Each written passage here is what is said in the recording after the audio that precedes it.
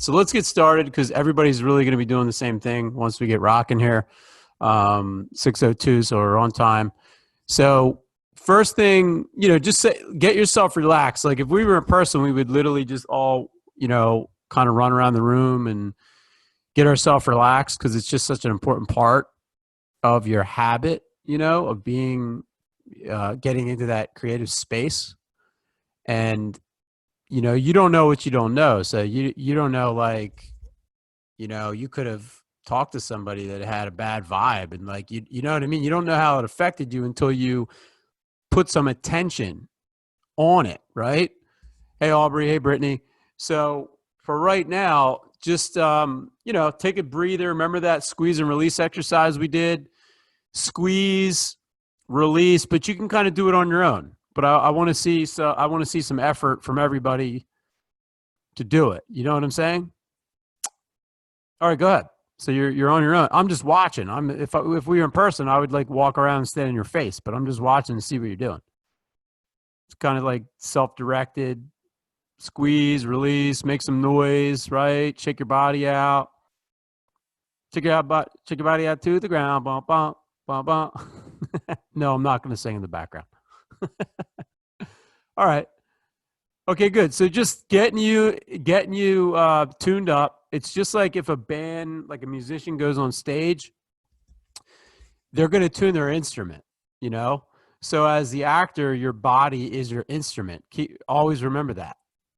And you might think you're ready to rock. How many times have you seen somebody who's like, "Oh yeah, I could run up that hill. I could run up that hill," and then they try to do it, and they like, they're like, they don't really know like what type of condition they're in. So same thing goes with like your body. It's constantly want to check in on it, constantly checking in. It's just like technology. Like I told you about Zoom at the beginning of the call. It's like, you never know what Zoom's going to do. Like they could do something and change something. And it's like, you know what I mean? Like we're not all watching Zoom, we're not all watching it. Like that's my main thing to do today is keep an eye on Zoom and all the updates. But it's just the way the world works, right? So keep that in mind. All right, so let's go around. Let's see who did it, who didn't do it, all that good stuff. Let's start at the bottom, work our way up. David, go for it. Make sure you're unmuted and you talk nice and loud and actually like bring your face to the camera. That will help too. I'm sorry, I missed the first part. We were talking about what we did for the week. Yeah. So you're going to slate your first and last name, which is what you do for every audition. So it's good to practice. And then you're going to tell us, did you do the 3 things? Have you noticed anything? Is there any roadblocks? Like what's going on for you? And we're all here because we're basically holding you accountable. Okay, got it. Hi, my name is David Sereno. So this week was a pretty good week. I did the meditation, affirmation, and the appreciation every day. I didn't miss a day. I tried different times of the day. I mainly did the morning. I tried a little bit later in the evening. I was a little tired when I did that one. And then today I kind of did it right before class. So I'm feeling good. The meditation was great. I'm noticing that the meditation for me is getting a little bit easier. I just feel like I'm operating already at a higher frequency. And I'll tell you why in a minute. I did the okay, well I'll tell you now. So for the don't hold us in suspense, Dave. God. So for the appreciation, so I decided to do my my manager at my job at Jefferson Hospital. Yeah. So it's not that him and I we had one falling out, and ever since then we kind of had a little bit of friction in a relationship, manager-employee relationship. Mm-hmm. And I didn't like, every week I have a one-on-one with him on Wednesdays. I didn't like the way that my energy was actually going like toward him. So I used him as my appreciation basically just saying, I appreciate the fact that he hired me and saw some potential in me to want to work with me. And I just really tried to release that energy. And with the meditation, I noticed me operating at a higher frequency, because we usually, on our one-on-ones, he's always, kind of nitpicking, and kind of being an asshole. That's just his personality. But I realized that operating at a higher frequency, I said to myself, well, you're an asshole. I said it to myself, you're an asshole, but because I'm operating at a higher frequency, you being an asshole is not really affecting me. I'm just kind of telling you what I did for the week and doing what I got to do. You know what I'm saying? So usually I'm frazzled, I'm nervous, I have anxiety, you know what I mean, before the one-on-one with him. But I use that being at a higher frequency, even just a little bit, allowed me to more control my emotion. And then that, that being said, that led me into my affirmation, which was, I was thinking on the main thing I wanted to do. Actually, my wife sent me a text, because I talked to her last Thursday on what I needed to be working on. And this is something that I've always needed to work on, so I decided to use it. So her and I came up with this: control of my emotions, control of myself, mastering my emotional responses, and total control of my emotions in all scenarios. So I've been using that as my affirmation all week, and just meditating on that. And lastly, I also use an affirmation for exercising. I just kind of wanted to test it out to see if it's going to work. You know what I mean? So without taking too much time, I'll give you a quick story. So when I started at my job, I was in pretty good shape. I always been in pretty good shape. I'm gonna keep my weight about between 190 and 200, and my body fat between 10 to 13. But when I started the job, I noticed that I gained about 25 pounds. So then I was hitting close to 220, and a lot of that was getting in the gut. That was from beer and going out to eat every day for lunch with the guys. At Hooters? Not Hooters, but like PJ, Wellingham's and all that. All right. Yeah, so I just been using the affirmation kind of to say I'm gonna be in shape, lose weight. I lost 20 pounds already, but I wanted to use the next 2 weeks to kind of say I'm gonna be at this weight, this body fat in 2 weeks, and then I'm putting the work in, and we'll see what happens. Awesome. So and that's that for that. Hey, David, we got to move you forward, because we're gonna have to get everybody. And usually when I do this, we just pick one thing. Oh, I'm sorry. Yeah, okay. That's okay. But I mean, I love that it's all working. I love that it's making you think.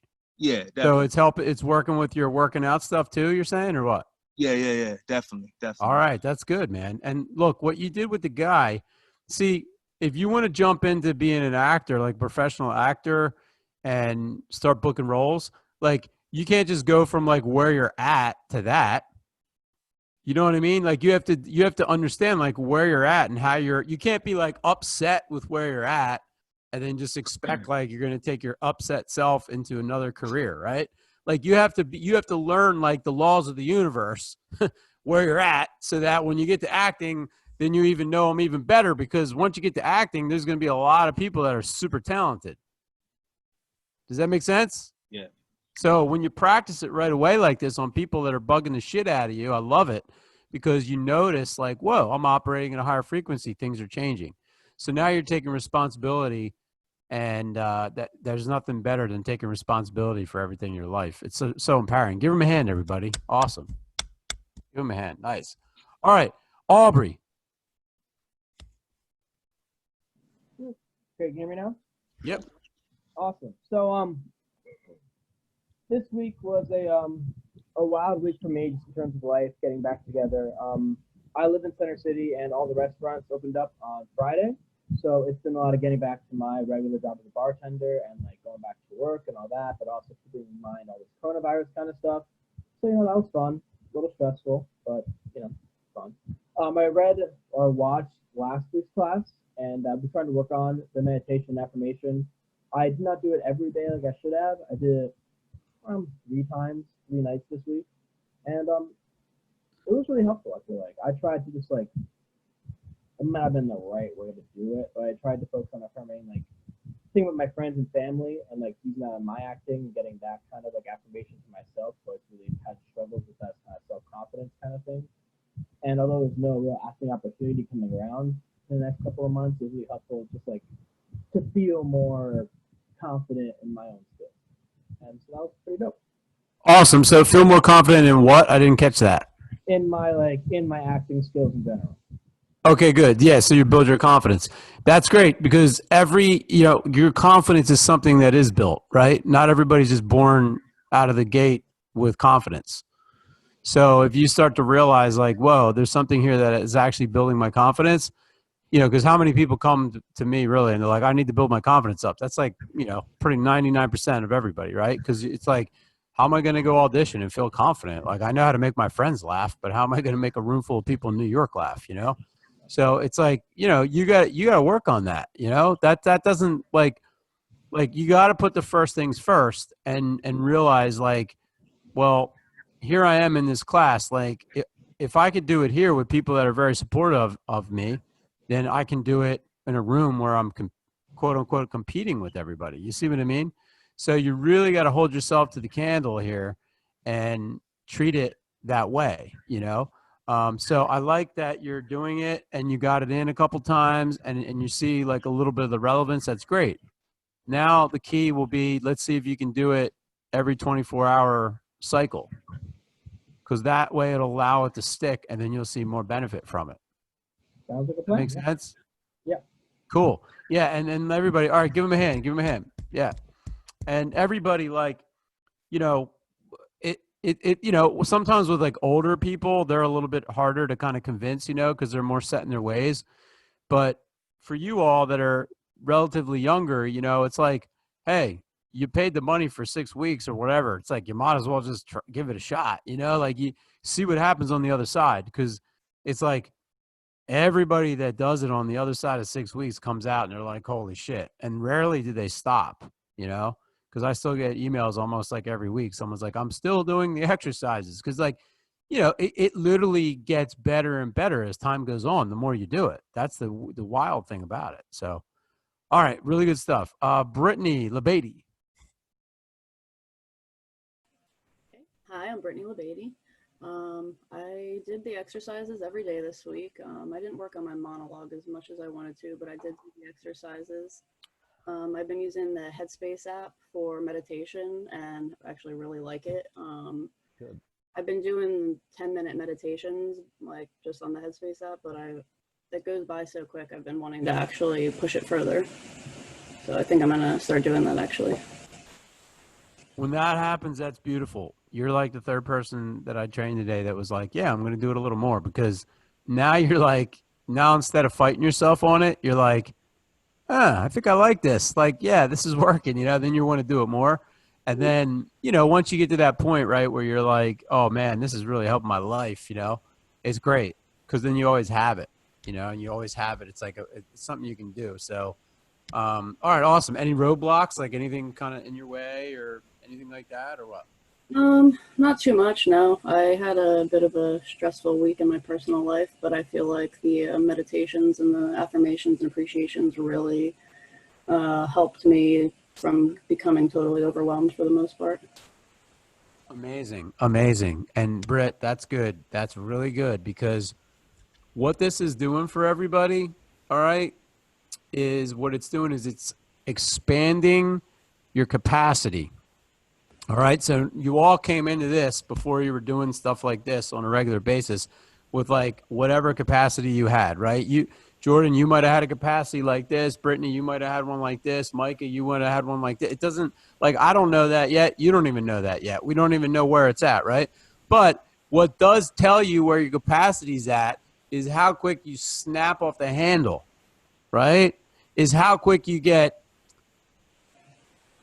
rattled by things, right?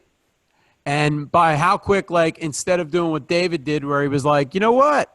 all right, I accept that this guy is, that's what he is. I'm going to start to move in the other direction. And I'm going to just like, you know what I mean? Until you get to that point, like your capacity is just kind of there, right? Now, the cool thing is though, it always can move in and out just like bars on a cell phone. So every time you do these exercises, you're moving it out a little bit more, right? And that's why you're saying, well, yeah, it's like kind of like, it seems like I'm on a higher frequency, or it seems like I'm not getting as flustered or whatever that is, which, you know, think about you as an actor, the biggest role that you're ever going to get, right? Like, could you imagine if Steven Spielberg was like, hey, we're flying you out to LA, you're going to audition. Like your nervous system would be like, oh, what? You know what I mean? So we really have to build your capacity to withstand, you know, say like, here's a capacity of somebody, and then the experience that they want to experience, right, is out in the green tree area. See my green trees there, right? So we have to build your capacity to operate at optimum so that we can include that. And once we do that, then you're going to be operating, you're going to be able to get in touch with, like, you know, the best creative parts of you, right? And all of us, you know, it's real simple, guys. Tension or nervousness shuts your intelligence down. Tension and negativity, right?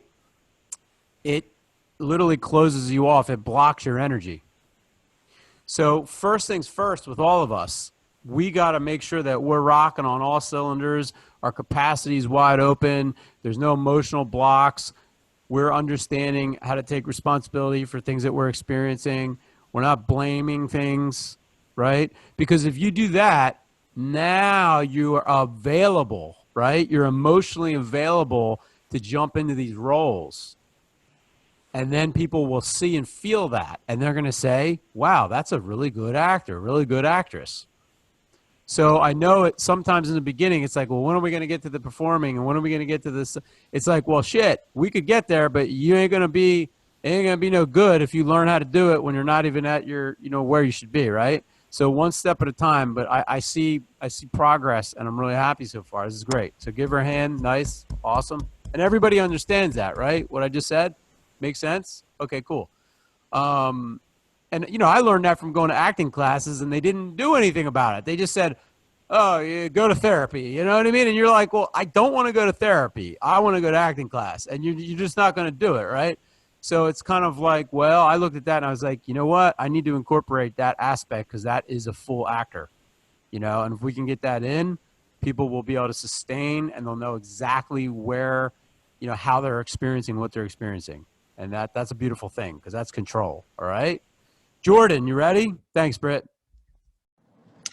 Hello, I'm Jordan Kowalski. I did do all of the meditation, affirmation, appreciation. Like I do it like twice a day. I meditate usually like 3 times a day now, so that's been good. I usually always meditate, but I feel like with the affirmations, now that I'm like doing it more, I feel like I've been more confident, like not just with myself, but with like not just how I feel about myself, but how I feel about like my goals, that anything can really happen if I believe it can. Cool. So that's been good.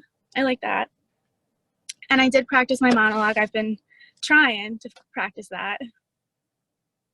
Okay, good. So look, that's what we need here. We need, like, this is good. Like you're seeing it. It's making you feel a little bit better, right? And it's just going to keep growing and growing. It's an exercise that you just got to keep doing. It's like if you keep running every day, your cardiovascular system is going to get stronger. You know what I mean? Your cardio, your heart, right? Your heart muscle is going to get stronger because you keep putting a little the work in. So that's good. And don't worry if you don't do everything, right? Because I'm going to give you a couple things, and that way you're bound to do 1 or 2 of them, which is a lot better than when you were doing none of them, right? And then we keep adding and adding and adding, right? And then eventually, like as your capacity grows, then you're doing a whole bunch of stuff every day towards your goal. And then your goal is realized. I on the website, if you get a chance, Jordan, check out Carly's testimonial. Just scroll down on the website on the front page, and Carly Harper, who's one of the actresses I've trained, you know, she started out, she hated her job. She came over. I was like personally coaching her for a while. Then I got her into the class, and then like, just listen to what she says. Cause what you just said, like she talks about that. and you wait till you hear like where she's at right now. Like Okay. from in a job she hates, living in Philly, right, to where she's at now. So check it out when you get a second. It's very inspirational. So basically me. Well, yeah, Awesome, I because will. yeah, you know, because Yeah. you're gonna click look where you're at right now. I mean, it's whether you're with me or somebody else, but at least you'll see somebody that was like that walked in and was like, oh man, my life's like I don't like my life, right? Yeah, exactly. Like Yeah. that's how it is. And so I'm just trying to also give you hope, right? As much as I'm trying to teach you this stuff, you need to keep motivated and keep hope alive, right? Yeah. So, all right, good work. Good work. Give her a hand. Awesome. Awesome. Awesome. Brittany Gallman. Questions. Brittany had some questions. It Oh, took me we have 3 days. I was so busy. I'm sorry, but I got to them. no, don't worry. All right. It took me a long time to get myself together to even ask you those questions. So, either way. All right. Hey everybody, I'm Brittany Gallman. I did all the exercises every day. Whoa. Meditation is getting easier. I think Bernard, you were talking about this in the mentorship class on Monday, how you have to write your story and start to talk about things that way you can kind of manifest them. And from the moment class ended on Thursday, from Friday until now, literally everything has been going right in my life. And I credit that to I think the meditation. Like I was quick to frustration and quick tempered, and literally everything this week I'm just like, that's okay. That's okay. You're right. That's okay. Everything's going so well. So that's okay. And I look forward to meditating every night because it's that moment for me to kind of center myself again and prepare myself for the next day. So that's cool. The affirmation, I kind of made one like David did. I kind of just tell myself like I'm going to make healthy choices and I'm going to lose weight, and it kind of like it carries over from me every day. I literally go to work. They have the most unhealthy menu you could think of for the employees, and always just choose the healthiest thing. And it's hard when everyone else is eating terribly around you. Yeah. But I continue to keep myself, affirm myself like, nope, making a healthy choice. Gonna Way to lose. go. I've been on a roll and I'm seeing real results, and I'm happier, literally happier. Like I think I tell my best friend that at least 3 or 4 times a day, like, you know what? I'm happy. And it makes her emotional coming from a person who didn't used to think happiness was an option. So yeah, it's been great. Wow, that is amazing. Brittany, great job. Give her a hand. Great Yeah. job. That's awesome. Thank That's you. awesome. Yeah, and your willpower is getting stronger, Mm-hmm. and then you got it just, it's funny because sometimes, yeah, like in a couple weeks, some people make like major things happen, major things. But I love what you're saying, and keep going because it's just all going to get better. And just think about it. Like the happier you get with life, right? What do you think's going to start happening? Like, Doors will open. yeah, happy. And that's what like, uh, if you look at the website, that's what Todd talks about, doors opening, because I just put that on there today. But and he got like investment for his for his a TV show about him within 2 weeks inside the intro class. Wow. Yeah, That's awesome. he started applying it, and then I was like, everybody, you just gotta be proactive. And he went up to Atlanta, got on the set, met somebody that was producing what he was doing, what was going on. Next thing you know, they want him to come back. Next thing you know, he's calling me. I'm like, I think I was like at an airport going somewhere, and he's like, "Yo, Bernard," he's like, "they want to produce this TV show," and I'm like, "Whoa, dude, we're still in class. We didn't even get done. This was like free, and but see, you know what I mean? Like it can be that quick if you go all in and you're just like you're not blocking it anyway. And just like let it go. It's not. I didn't make it up. I'm teaching it. I'm following it. I've been helping so many people with it. But it's like it exists. But this is like very important that we consider this. And when you apply it, you see what you're seeing, which is awesome. That's so cool. So cool. All right. Awesome. All right. Micah, you ready?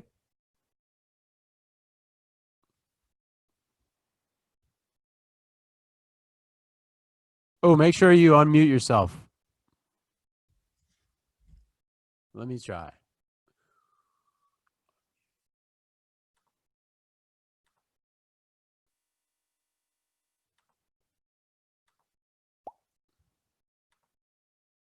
Okay, try now. Yeah, we can't hear you. Can you guys hear him? I can't hear you. Try to like sign in and sign out. Sometimes that'll help it. Yeah, sign in and sign out.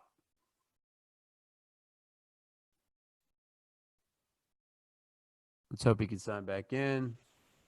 This makes me think of the IT crowd. Did you turn it off and turn it back on again? Yeah, right. I mean, I don't know how many times I've had to have somebody tell me to do that though. Like my best friend's a tech genius, so he's like, turn it off, turn it back on. I'm like, dude, did I have to just call you for that? You know, it's I figured it's IT, and that's the first thing I do too. I'm like, well, turn it off. ridiculous. It'll work half the time. So crazy. All right, cool. He just got back. That's awesome. All right, let's see what happens, Micah. Hopefully we can get some sound rocking for you, man. I hope everybody else, you guys got, like, did you all come in on the calendar link or just the email link? Email. Email. Okay. Okay. So everybody got the email. Yeah. I hope these other guys that aren't here got the email. But Micah, how's your sound? Oh yeah, it's still not coming in, man. I don't know what are you using? You type in the chat.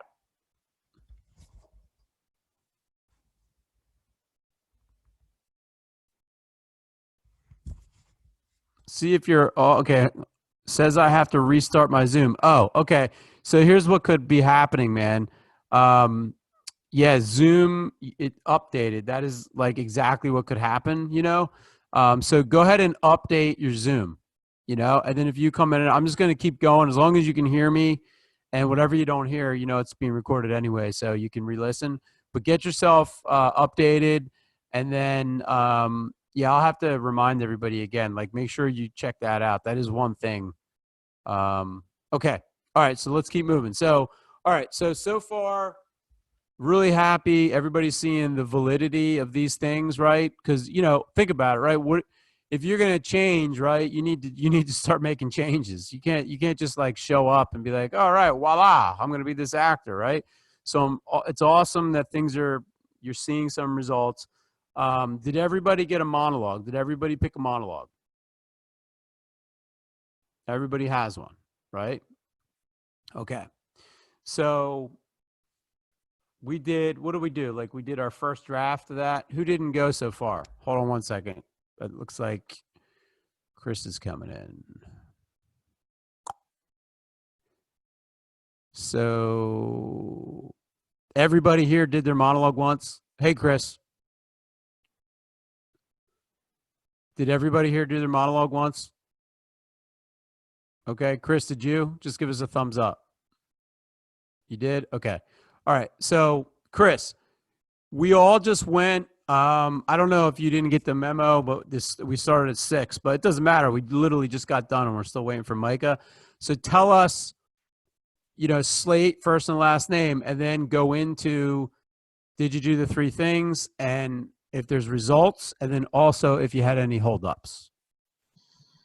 Okay. Hey, everybody. I'm Chris Prendergast. Sorry for being late. I didn't get the memo in time. So I did the meditation, the appreciation, and the I forgot what the other one was. It slipped my mind. But I did all 3 of the things every day this week except for today. Unfortunately, I admit I dropped the ball today. I kind of got up a little late and didn't get it done. But one thing I found interesting about the practice was the affirmations was the thing slipped my mind. I'm sorry. That's all right. I found the affirmations to be really helpful because like I guess I had like based on like whatever challenges I had like planned throughout the day or something, like I was able to kind of like gear the affirmation towards that. And I found like in like difficult or like annoying moments throughout the day, I could kind of come back to that and it kind of helped me through. So that was kind of one thing that stood out to me. Excellent. Yeah. Okay, cool. Anything that was a challenge for you other than getting the email? So the challenges, yeah, I guess maybe just like sometimes I felt like my mind slipping, I guess, when I was doing the affirmations. Like I guess I would notice my mind drifted a lot and kind of wanted to go think about different problems and stuff. Then I had to kind of like refocus and like reanalyze, like, okay, like what does this affirmation like mean? Like why am I saying it? Kind of like while I was going through it. So I kind of like continually had to like bring my focus back and like remind myself about what I was doing kind of in the moment. Good. So that's natural, right? That's like it's like lifting a weight and like you can't quite get it, right? You're like almost there. You're on like your 4th rep and you're trying to get 5 and you're just like, teetering in between 4 and 5. Right. So your mind is like, your mind wants to wander. Your mind's used to thinking what it wants to think. So we're really starting to control our mind. Like we're deciding what we put our focus on, and then what we put our focus on expands so you can see the implications. Right. Got it? All right. Good work. Everybody give him a hand. Awesome. All right, Matthew, you just got here. Did you not get the email too? No, I got the email. Okay, cool. Did it say 6 o'clock? I guess I didn't get the email. You're talking about the email from this morning? Yeah, but I sent another, and it said 6 o'clock. Oh, I'm sorry. I apologize. That's all right, because this is a 6:30 class. I mean, it's not your fault. I'm just checking in to make sure that you actually got it or not. You know what I'm saying? I need that. So you could get an email, but you might be used to the time, and then you didn't read it because you're just used to something else, right? So I gotta figure out how to make it more apparent, But you're right on time, because we're just going through the opening phase, which is introduce yourself, tell us if you did the 3 things, what are the roadblocks, what did you notice? Go ahead, Matt. Yep. So hi, everybody. Matthew McGee. Good to see you all again. I did do all 3 things. Like Chris, I haven't done the one today. I was just going to plan on doing it after the class. Still doing it today, just not when I usually do it in the mornings. Roadblocks. I feel like I'm always the biggest roadblock for me. Just not doing something, being lazy, not being motivated enough. I mean, in this case, I did do it, but that's always been, Bernard, my roadblock for most things when I'm goal-oriented or when I have to be disciplined in doing something. Yeah, I mean, you are your biggest roadblock is right. I mean, there's no, like, you literally, this morning I was talking to some people and they were like, I was like, you have to take responsibility for that person that is sending you an email that you don't like. And they're just like, what? You know what I mean? They're like, well, I don't understand.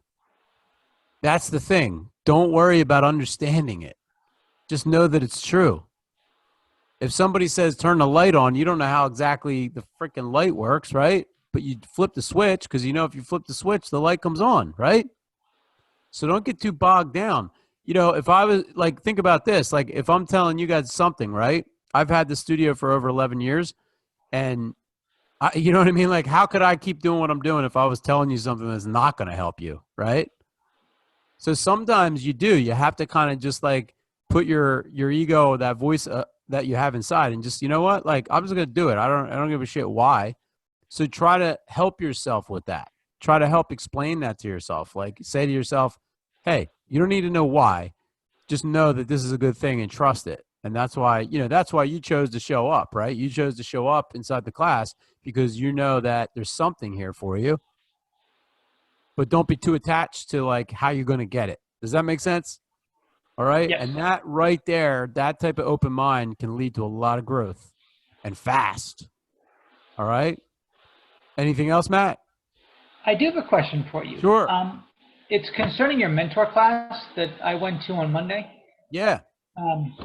You talked about you said the homework for life was start telling your story the way you want it to be told.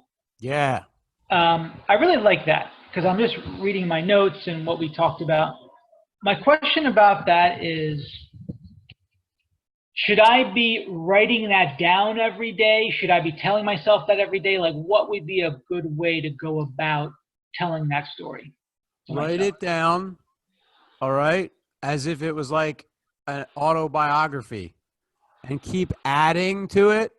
And if you're like, I'm living in California in the hills, and then all of a sudden you're like, I don't want to live in California. I want to live in Bali.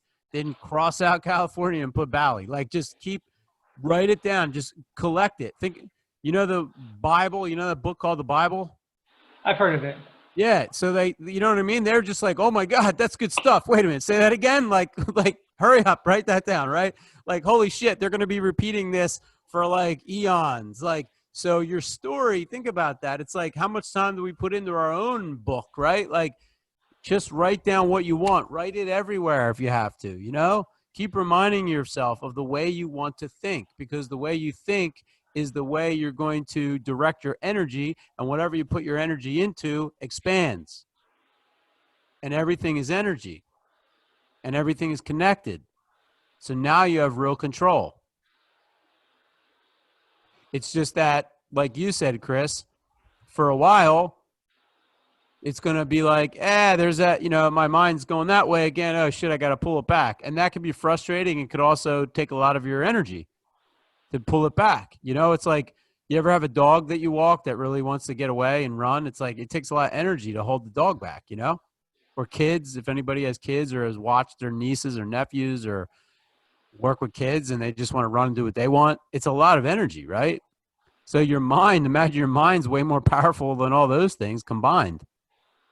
So, that's the key, though. The key here for us, if we can control what we put our focus on.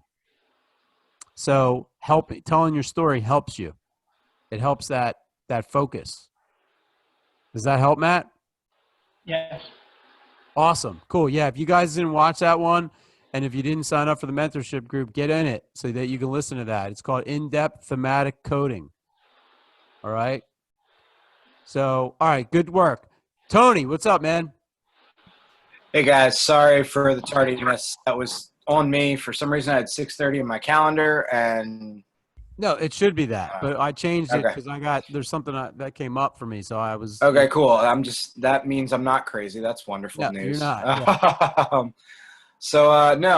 Had a good week doing the exercises. I actually found, kind of piggybacking off the conversation of coding on Monday, that I found that the affirmation part of it was big for me this week. I started, I guess, just taking it kind of to a deeper level.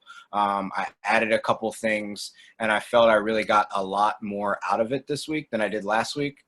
So I really enjoyed that. I have a note in my phone that I've listed some other affirmations that I kind of want to start programming in there a little deeper into the brain. So I really felt a lot of takeaway from that particular exercise this week.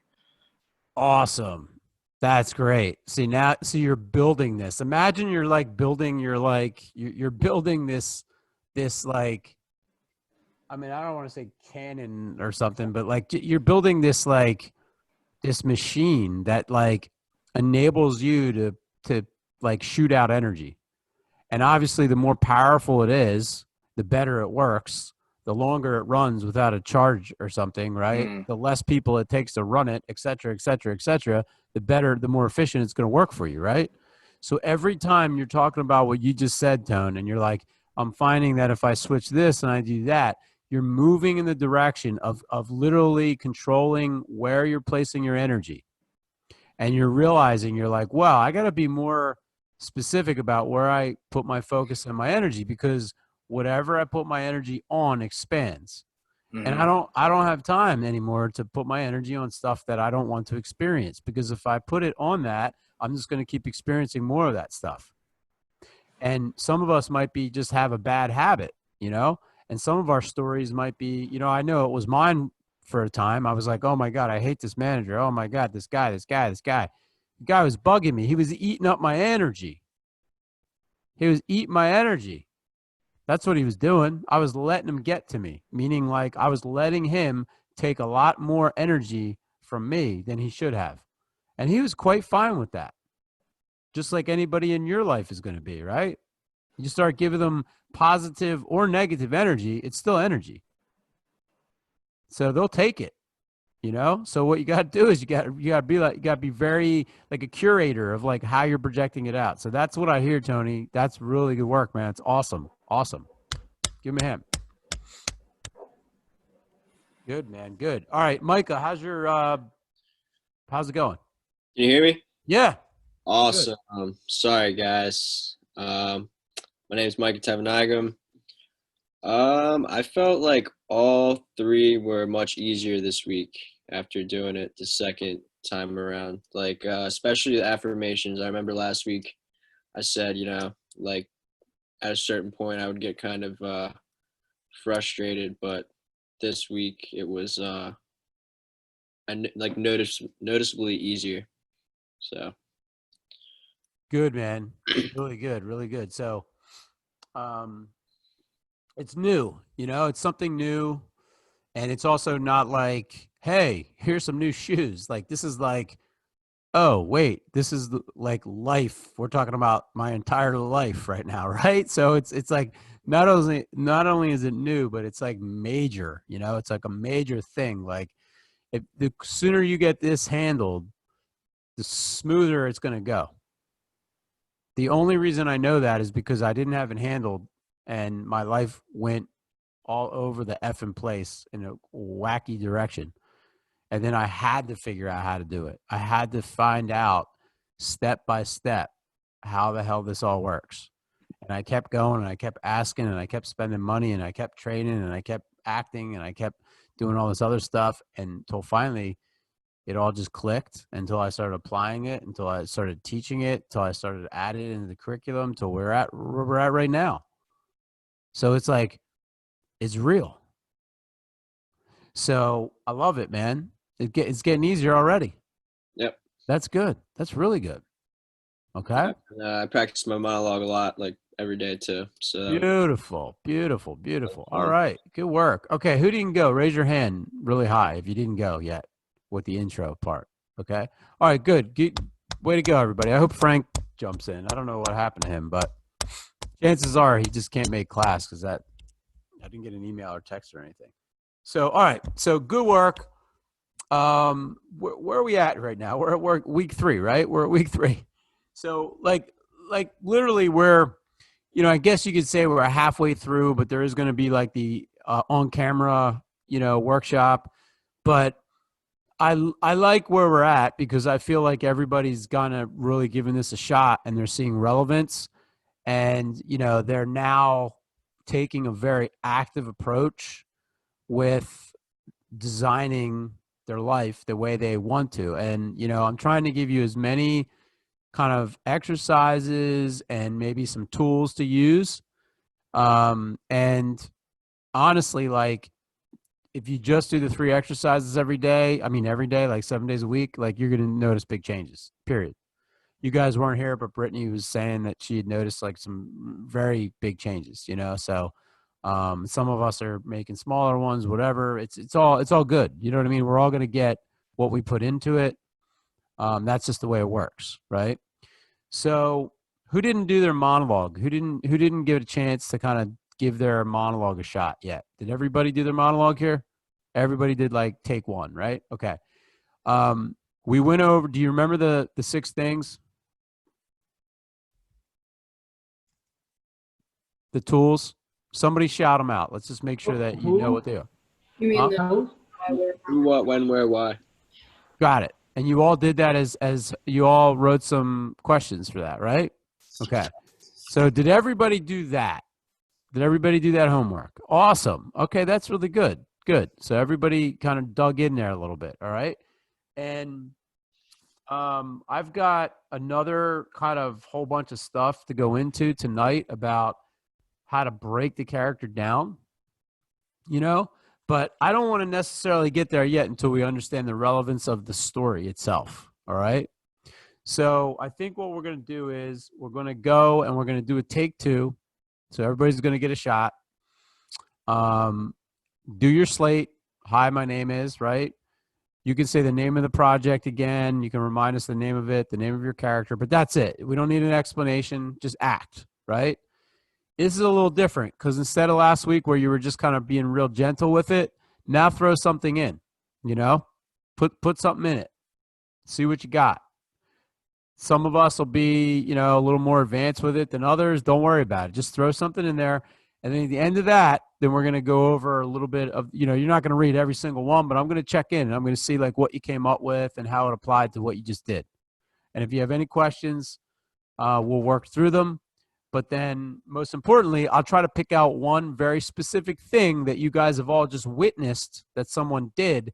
And then I'll elaborate on it so that you can understand like, oh, okay, that's a consideration for acting. All right. All right. Anybody want to volunteer? How about Tony? All right, let's do it. So Tony's going to go. I'm going to put him on spotlight. All right.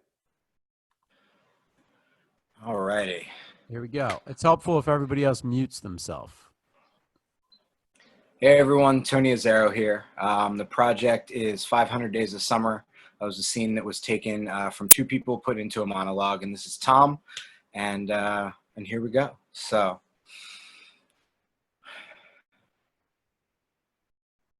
this is my favorite spot. It's hard to explain. You really want to know though? You see that building over there with the orange shoe? That's been there since 1911. And over there, the Continental, LA's first skyscraper, built in 1904. People think of LA as this place with no history, you know? But they think nothing's real. It's only because they're not paying attention. Sure. That's parking lot.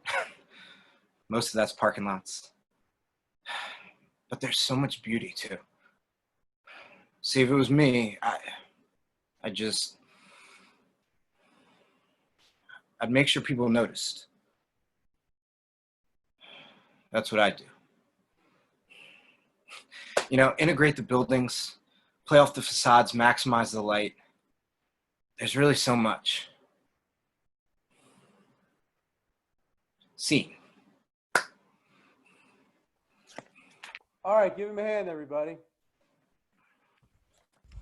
All right, Tone, how do you feel, man? Feel good. I feel good. You know, it's as I've played with this, I definitely find myself kind of going down memory lane a little bit. So I find every time that I go into this monologue, I definitely hit a point where I'm not so much thinking as I'm just viewing, if that makes sense. Kind of in my head. Good. So you're seeing the visual kind of landscape that you're talking about, like when you opened it up, you saw all that. Yeah. I mean, it's to me, it's not LA. I've been to LA multiple times, but that's not what I'm envisioning in order to kind of get to my character. But kind of the same idea, yeah. All right. How about this? Just tell us now, what is this story about? I think Tom is he's not necessarily an old man, but he's kind of spent some time away from LA. Okay, hold on. Now listen, hold on 1 second. Now, do you notice when I asked him about the story, you notice where he went? Does everybody notice that? I went to the character. Right. So do you see how naturally we do that, right? Because we're very focused, like like the iPhone, right? That's why they named it the iPhone, you know? It's like we're very focused there. But what I'm trying to do is get you all in the very beginning part of this for yourself, right? And some of you have experience already to understand, like, you know, just like your story, the coding that we were talking about, you're not your circumstances. You're the one that's creating your story, and you can create it whatever way you want. So as the actor, look at the big picture first. Look at the story. Try to find the essence of it. Try to find the heart of it. So what is it about? And you don't have to even name the character. It's a guy, or you don't even have to say guy or girl, because most stories are about guys or girls unless it's an alien story, right? So it's about what? Someone who loves their city and wants someone else to show everyone else the beauty of that city. There you go. Okay.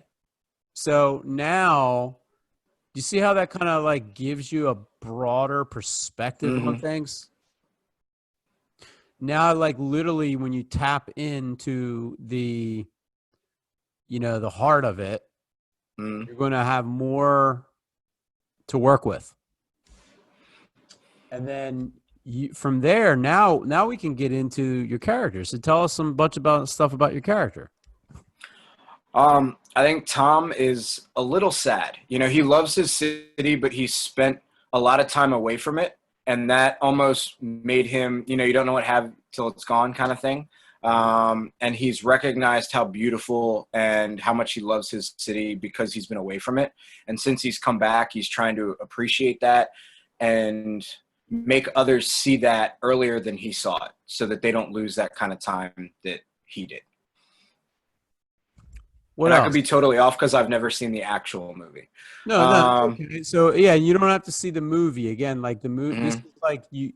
These things that we have to do as research and preparation as actors, we don't necessarily need to see somebody else's depiction. Mhm. We just need to understand the circumstances and make choices. That's why plays are really like eventually, if you guys go into master class, I'll be talking about, all right, let's read some really good plays. Let's see, what type of stuff you can pull out. But there's a ton of stuff that we can work on just by performing in TV and movies. But obviously, we can't, Rome wasn't built in a day. So we got to go like one step at a time here. So, for instance, man, like how old is he? Where is he from? What's he like to eat? Who are his friends? Like, you know what I mean? That's what I'm. Yep.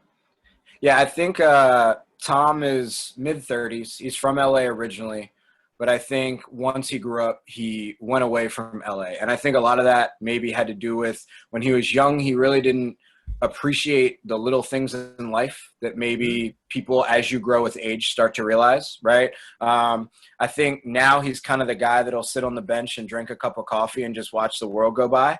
But when he was younger, he was so busy going and doing that he wasn't just being.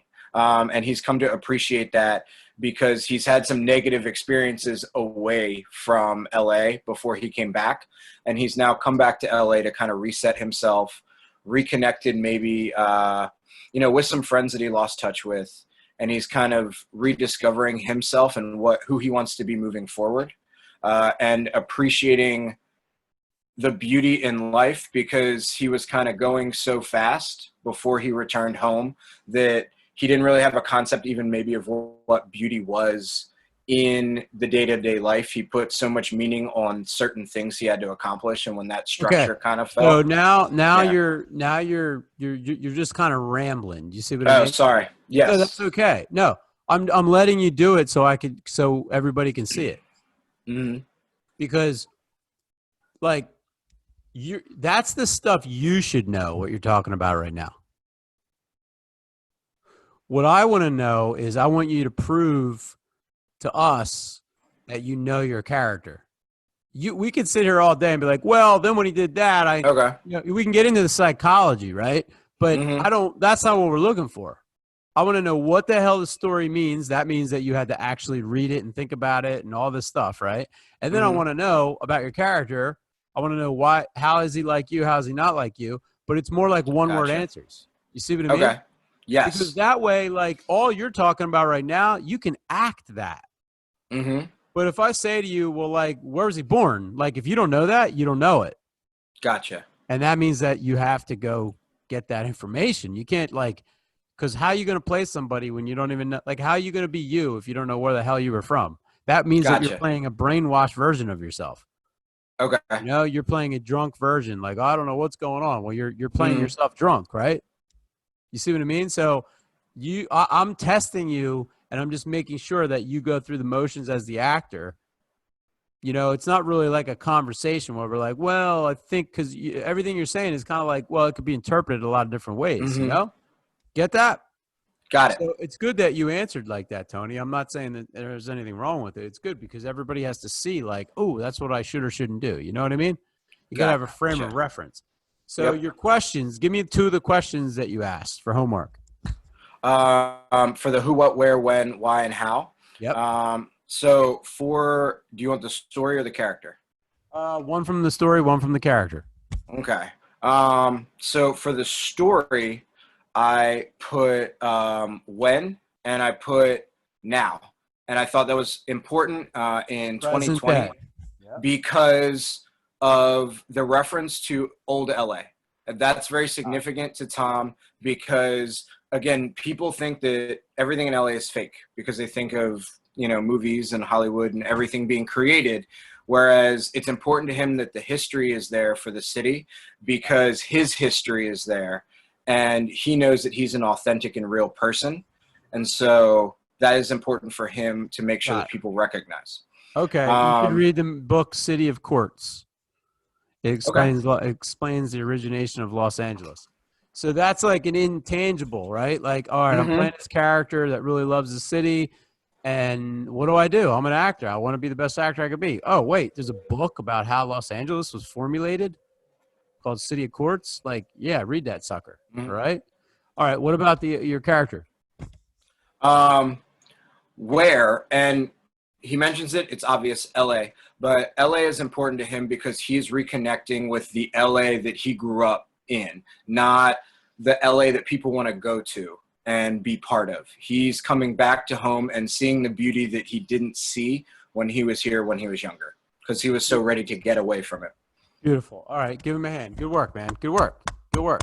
All right. Yeah. Notable improvement, because you're starting to know it better. All right. So this isn't much of critique, everybody. This isn't like we're going to sit here and you're going to act. And I'm going to be like, oh, yeah, okay, a little more tone, because we're not there yet. First we got to understand, put things out on the playing field. We got to work our way into it. All right. But, it's funner to start performing than it is to listen to somebody yapping all night. Right. So at least you're getting something going on. All right. But first we got to let Frank, our buddy Frank just got in here. Let's see where Frank was. All right.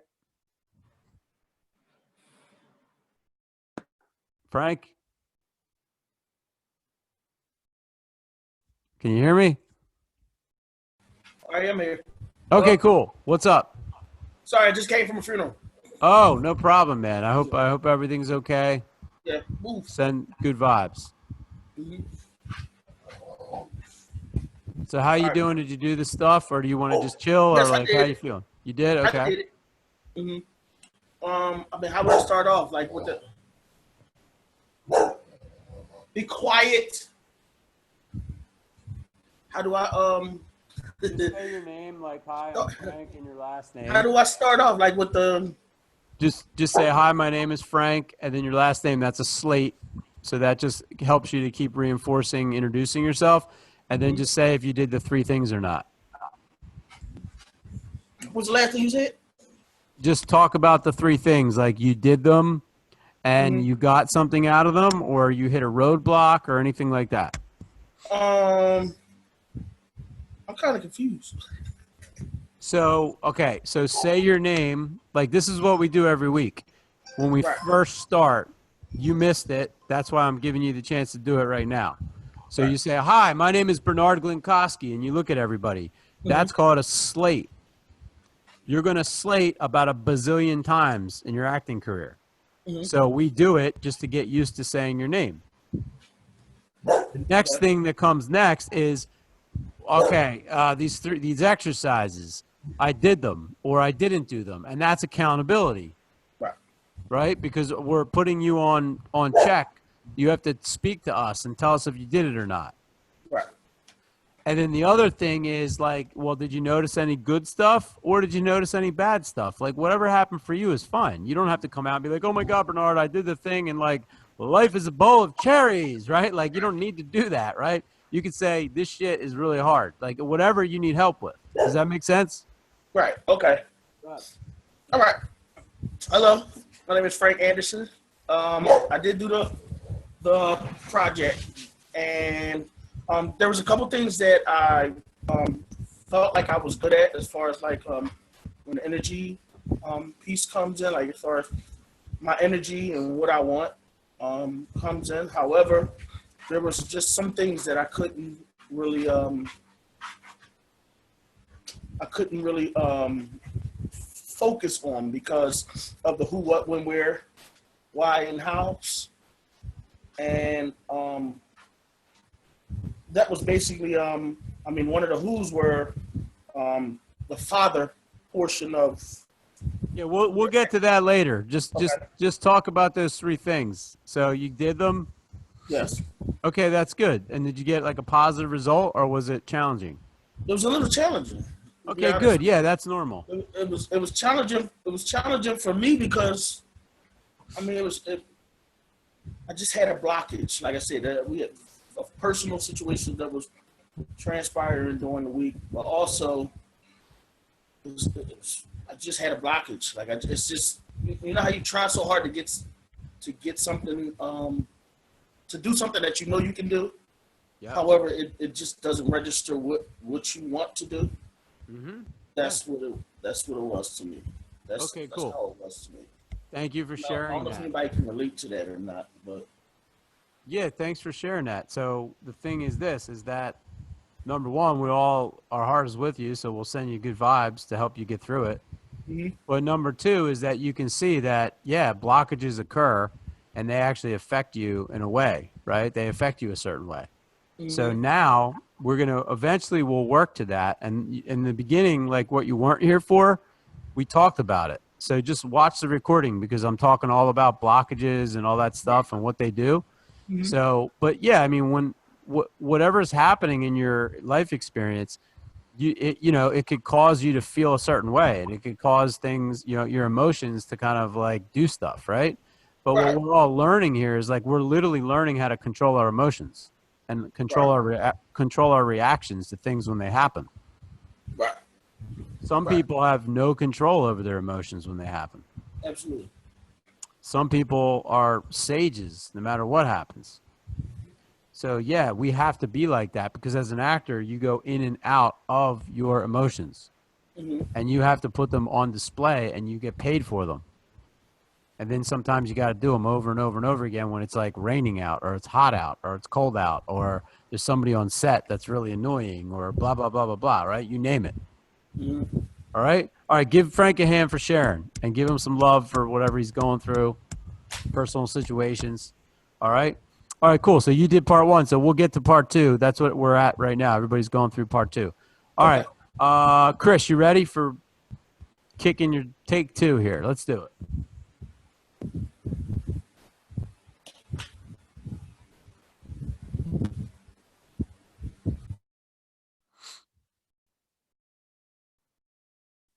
Can't hear you. We're having all kinds of technical difficulties. Someone's internet just died. We got all kinds of stuff going on tonight. I'm glad we started early. Chris, can you hear me? Okay, here, I'll unmute you, but everybody take control of their mute, unmute, and then everybody, like, basically this is just to put us all on notice. Don't wait until the class is going to start figuring shit out. Don't. It'll be way too late. It'll be way too late. Take yourself, look at your link, look where it's at, press it, fuck around with it a little bit. You know what I'm saying? Be prepared. Understand that Zoom's going to change. Understand that your internet's going to go in and out. Understand that this is just what we're living in. It's that you can't just show up and be like, okay, voila, it all should just work. It doesn't work like that. Like, prep yourself. And that way you will feel better because if something happens and you're just going to be like, oh my God, I'm sorry. Oh my God. But you know what I mean? So just all I'm saying is like, do a little prep, throw some, a little bit, do a video on like, what happens on Zoom. How the hell do I get my audio? Like just start understanding that stuff. Cause that's just the world we live in right now, cause all this is good prep for self-taping and stuff too. All right, Chris, you ready? Yep. All right, that was the public service announcement. All right. Cool. Hi, everybody. I'm Chris Prendergast. I'm going to be doing The Beach by Alex Garland. This is Richard, the character. Now, before I get started, there's just a couple of things you have to remember. Number one, you have to remain calm, right? Number two, you have to show no fear because the sharks can sense that fear just as easily as they can sense blood. And so it went for me, just as I knew it would, and just as nature had ordained its jaws wide open, row after row of razor-sharp teeth glinting underwater like jagged diamonds, its tail fins sweeping back and forth before it surged in to kill. I swear to God, I saw my whole life flash before my eyes. Really, I had nothing left to offer except for pure reflex. Pure reflex and mankind's basic drive for survival that somehow shouts, no, I won't die today. Scene. All right, man. Nice job. Cool monologue. Where's it from again? It's called The Beach. That's right. Well, Leonardo. It's kind of a goofy movie. Yeah, it was reviewed very terribly, which for some reason always interests me because sometimes I like those movies for like various reasons. Yeah. I just thought it was a cool monologue. Yeah, I like that movie. Yeah, I'm sorry, I don't even pay attention to half the time they review it, but it was cool. It just had a cool vibe, different, a little different, you know. Yeah. All right, so what's the story about? So to me, the story is about Richard, who is, for whatever reason, I think it's like kind of like a lack of maturity. He thinks that he needs to kind of like travel all over the globe to find like the most exotic place and the most adrenaline inducing situation to really like kind of feel like he's getting what he wants out of life. Okay, so put that into a quick phrase. Adrenaline junkie. So yeah, well, that's kind of like who he is, but could it be man's search for meaning? Yeah, I could see that. Yeah. Or man trying to, you know, live on the edge or something? Man searching for real experience, or like more like authentic, like more real experience, I think. There you More go. like, Yeah, okay. Yeah. There you go. You see, like, all you got to do is just start using your mind. It's like you're a detective, everybody, right? You send 5 detectives to this crime scene. Not all 5 of them are going to come out understanding clues, right? Some of them are going to have a very vague idea. Some of them are going to be like, I noticed one thing, and now I kind of know the whole story of how this crime went down. So, but that doesn't happen because like somebody's smart and somebody's stupid. Some people work harder and they do it longer and they just notice stuff. So you as the actor, like you're going to start going deep into the story and understanding like, what does it mean? Start reading a bunch of different stories, see patterns that start to emerge. So you're talking about like the theme, like the overarching like story Yeah. theme? Yeah. Yes. You gotta pierce into that somehow. Okay. All right. Now, what about your character? Tell us a little bit about him. And again, it doesn't have to be like a psychological breakdown. It just needs to be facts. Like he's this, he's that. He's this, he's that. Boop, boop, boop, boop, boop. Right? Okay. So I don't know all these things for sure, but this is the way. I guess this is the way I was playing him. He's 23. He's in Thailand, and I think he's from. So I guess I didn't think about it entirely beforehand, but say he's essentially from my background, just like from a suburb in Philadelphia, and he has kind of like an affluent upbringing. And for whatever reason, he just felt like life at home. Well, I guess I'm getting into the psychology of it now, but so he's essentially 23 from an affluent, kind of suburb in the U.S. Good. All right. So now it's your job. That's good. And you notice that you started to go into wanting to talk about it, right? You're like, oh, well, it's like, you need to know that. We don't need to know that right now. We just need to know that you're actually doing what you're supposed to do as the actor, right? Because when you act, we'll see it in your acting. We'll get what you're saying in your acting because you're acting right. Yeah. Okay.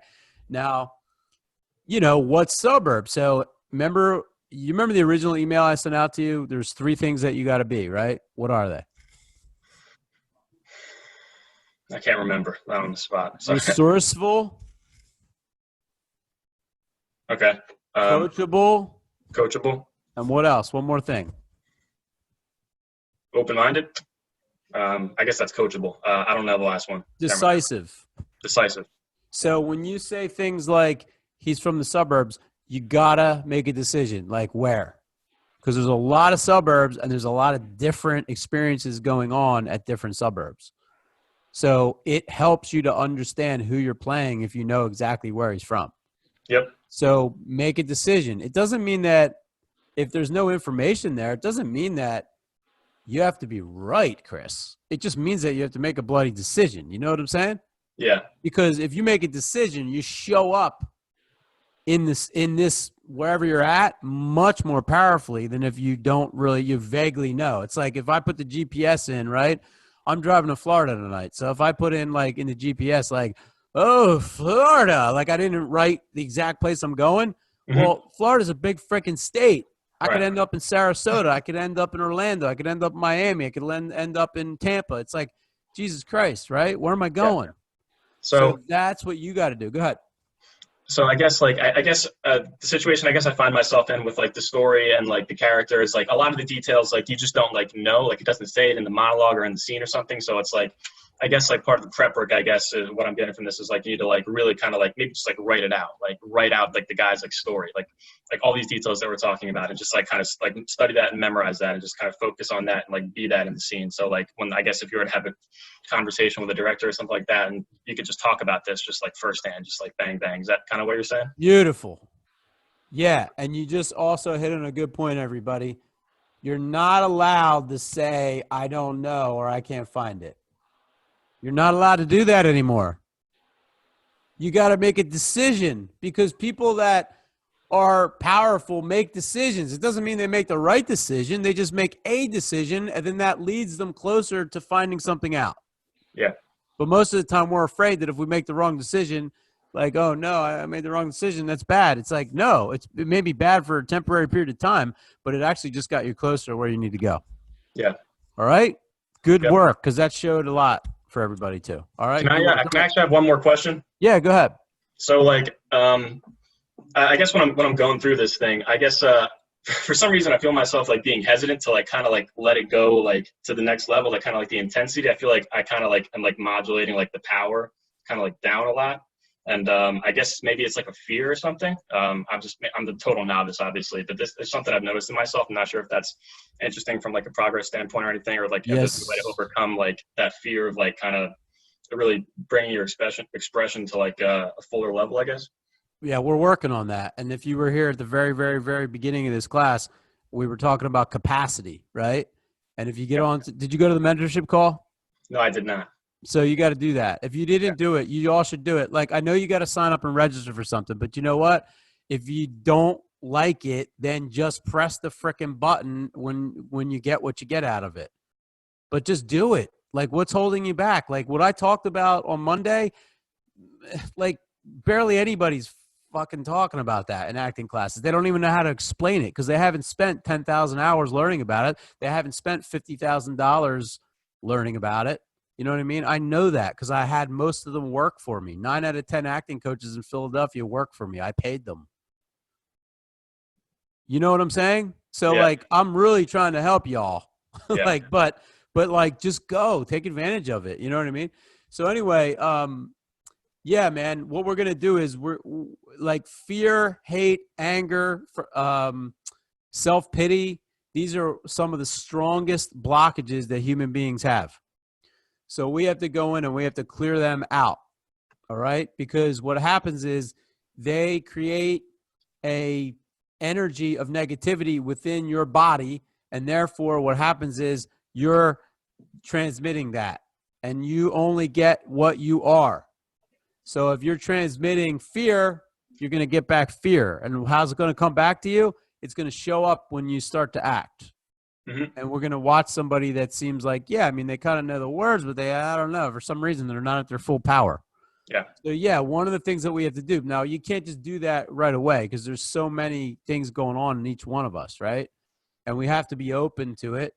Is it possible to get rid of them all at once? Yeah, it is actually. But very few of us ever just do that, right? Where we just flip it and then it's gone. We have to kind of talk it out. We have to figure out that some of us are like, I'm not afraid of any, you know, we think we're not, right? But really deep down, we actually are. Then we finally come upon an experience where that fear manifests. So some of us have to be very, a little more open-minded with ourselves and be like, you know what? I don't know it all. There are some things, you know, and all that. We got to get there. And that's a battle with the human ego. And that's, you know, again, it's going to take time, you know. This doesn't happen. I introduce you to all this stuff. I make you more aware of it in intro class. But then where we go from there is like, you know, that's we're digging in, man. We're doing the work, you know, and then you start to change, like you as a being, like you start to change. And then everything in your world changes. It doesn't happen the other way around. You change first, then everything else outside of you changes. Does that make sense? Yeah. All right, good. Good work. Give me a hand. Good. All right. All right. Matthew, you ready? Yes, sir. All right. Hi, everybody. Matthew McGee. I'm doing a scene from the movie Up in the Air, the character of Jim.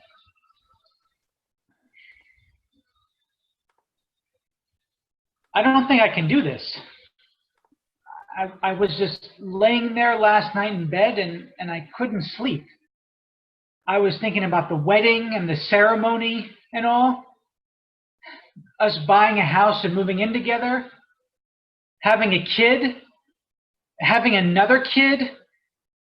Thanksgiving, Christmas, spring break, football games, and all of a sudden they're out of school, they're getting jobs, they're getting married, and then, you know, I'm a grandparent. I'm retired. Before you know it, I'm dead. And I just keep thinking, what's the point? What's the point? Scene. All right, good work, good work. I like what you did, but what's the point? You could do the same thing to the kid too.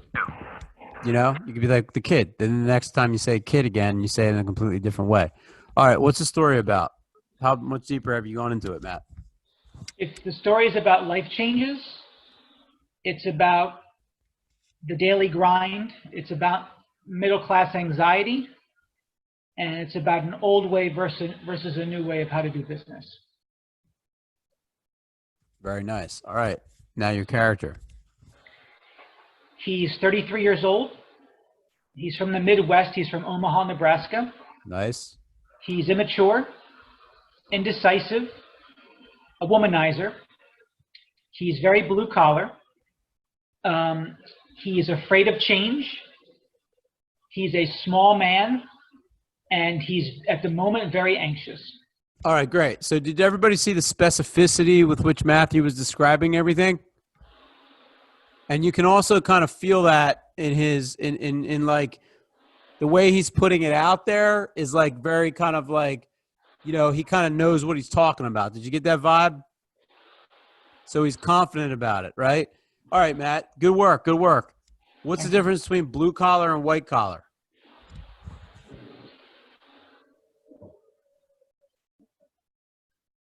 Salary, values, family values. Salary, really? I know some blue collar people that are like millionaires. All right, that's very true. So do I. Yeah. That's very true.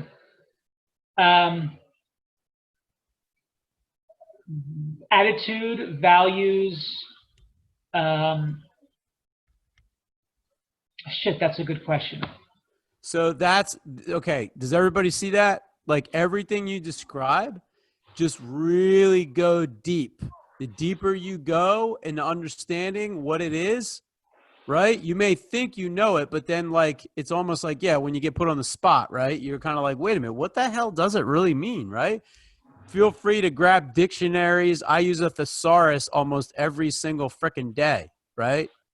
Because I want to see, like, what does that word mean? What are the synonyms? What are the antonyms? And then I start looking up the synonyms and the antonyms. I'm a little crazy, all right? But you know what I'm saying? Because I just want to know, how the hell could I be the best me teaching people if I didn't understand how to work like that, right? So you want to be, yeah, that's like a true craftsman. You want to get into the details. But what you did, the specificity that you took us on was really good, Matthew. You know? It enabled you to show up more powerfully in the piece as well, I think. Did you feel that way? I did. I didn't memorize it, and that's my fault, and I have no one to blame but myself for that, but I have it in front of me so I can still display the emotions. Yeah, that's fine. We're not even there yet. We're not even there yet, you know? If I had you all memorize it, we would have like everybody, like the whole 6 weeks would be about memorizing. You know what I mean? It would be like, oh my God, I got to memorize. It would be so frustrating.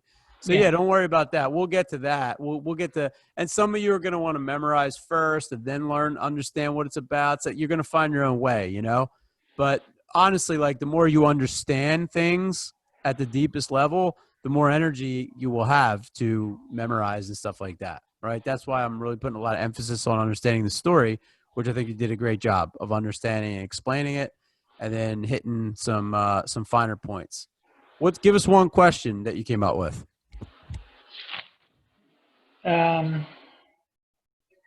Well, you know, the why. Why is the character making this, you know, why is he doing this monologue, this dialogue in the first place? Perfect. That's great. That's great. Ask your. See, now you're like that is a question a detective would ask, right? Why is this over here in this room? You know what I mean? Like an amateur detective would be like, that's just there in this room. Like that, you know what I mean? They wouldn't start asking. So I like it. All right, good work, man. Give me a hand. Thank you. All right, you got it. All right, Micah, you ready? Yeah. Hit it. Everybody, Micah Tevenagum. Doing a monologue from The Prestige. Character's name's Cutter. All right. Every magic trick consists of 3 parts or acts. The first part is called the pledge. The magician shows you something ordinary, a deck of cards, a bird, or a man. He shows you this object. Perhaps he asks you to inspect it to see if it is indeed real, unaltered, normal. But of course, it probably isn't. Second act is called the pledge. The magician takes the ordinary something and makes it do something extraordinary. Now you're looking for the secret, but you won't find it because, of course, you're not really looking. You don't really want to know. You want to be fooled. But you wouldn't clap yet because making something disappear isn't enough. You have to bring it back. That's why every magic trick has a third act, the hardest part, the part we call the prestige. Scene. All right. Good work, man. Good work. So you seem pretty measured there, meaning like you were calm and delivering it, stuff like that. So what's the story about? Story is about 2 rival magicians obsessed with trying to perform the best magic trick. Awesome. Okay, tell us about your character. My character is an elderly British man living in London in the 1890s. He's a stage engineer. How old is he? I'm going to say like 70. 70. Okay. And yeah, he's in charge of, making sure that the magic show goes smoothly and, designing all the tricks and all the props and stuff like that. Okay, good. What else?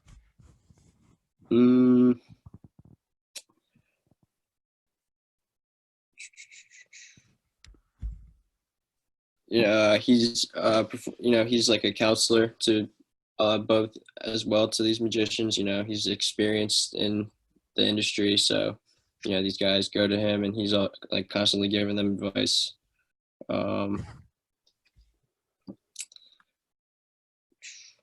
That's kind of all I got for Okay, that's fine. That's fine. So look, here's the thing.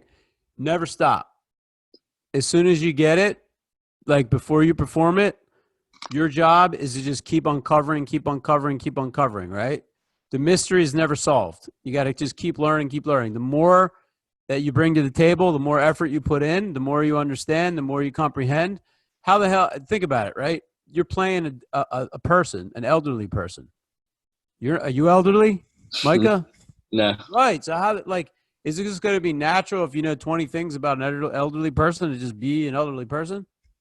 No. No. So you got to be like unceasingly focused on gathering information, as much information as possible, collecting it, writing it down, contemplating it, understanding it, experimenting with it, asking questions, right? You know anybody elderly in your family? Yeah, I got grandpa. You can talk, say, what's it like? Like, what is it like when you were my age? Did you think about how old you are now? Like, what were you like? Did it seem like it went fast? Did life go fast from like your 70s to your 80s? Did you ever think, did you think you'd still be alive at this age? Like, you see what I mean? I'm just asking questions. Yep. I'm trying to get perspective. And perspective is something that you want to have if you're going to play a role. Make sense? Yep. Good. What's one of the questions that you came up with? I asked, how does he feel about like the since he is so experienced in like the industry of magic, how does he feel like these two guys are, kind of spoiling it and kind of making it about themselves, Okay. Yeah. So like, okay. All right. That's a good question. Because you know what? That gives him an opinion about what he's experiencing. That's good. That's good. All right. Any challenge that you had or anything else you want to bring up? No, I mean, I was pretty nervous, but I wasn't as calm as you said. I felt pretty, torn up inside, but glad I got through it. Yeah, you did a good job, man. You did a good job. Yeah. So, all right, give him a hand. Give him a hand.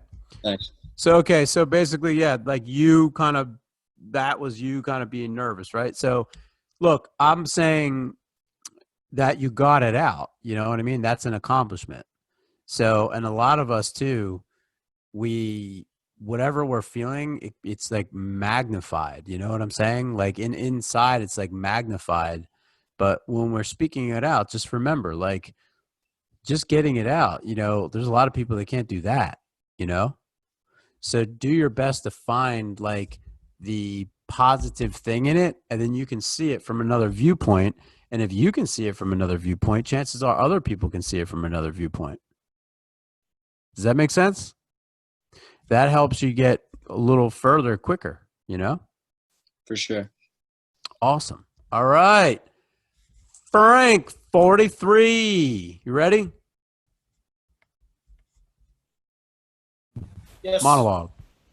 Uh-huh. I'm ready. Okay. I'm nervous. All right. Hello, everybody. I'm Frank Anderson. This is the scene. I have a few questions for you. When you got this alleged confession from these two children, did they have their lawyer present? No, because we're the lawyers.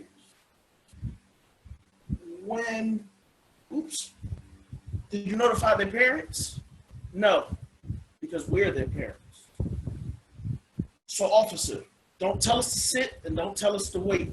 Just open that damn cell up and let those two boys out of there, or your grandchildren are going to need. I'll tie this place up so much that your grandchildren are going to need lawyers. Scene.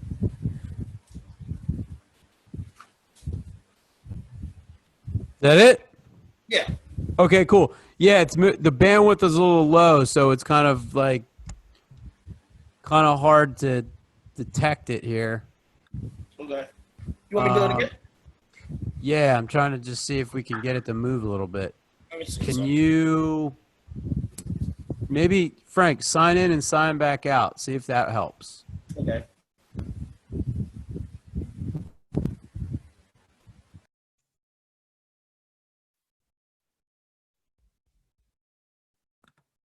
All right, who wants to go next? Anybody want to volunteer? Boop, Brittany LeBed. Okay, let's let Frank back in, see if it works now. I have a quick question really quick. Good. Before you even get to me, my character is having a phone conversation. So is it okay if I use my phone to really do the hello, who's this? Hello. Hello? Yeah. Hello. Yes. Yeah, use your phone. Perfect. Okay. All right.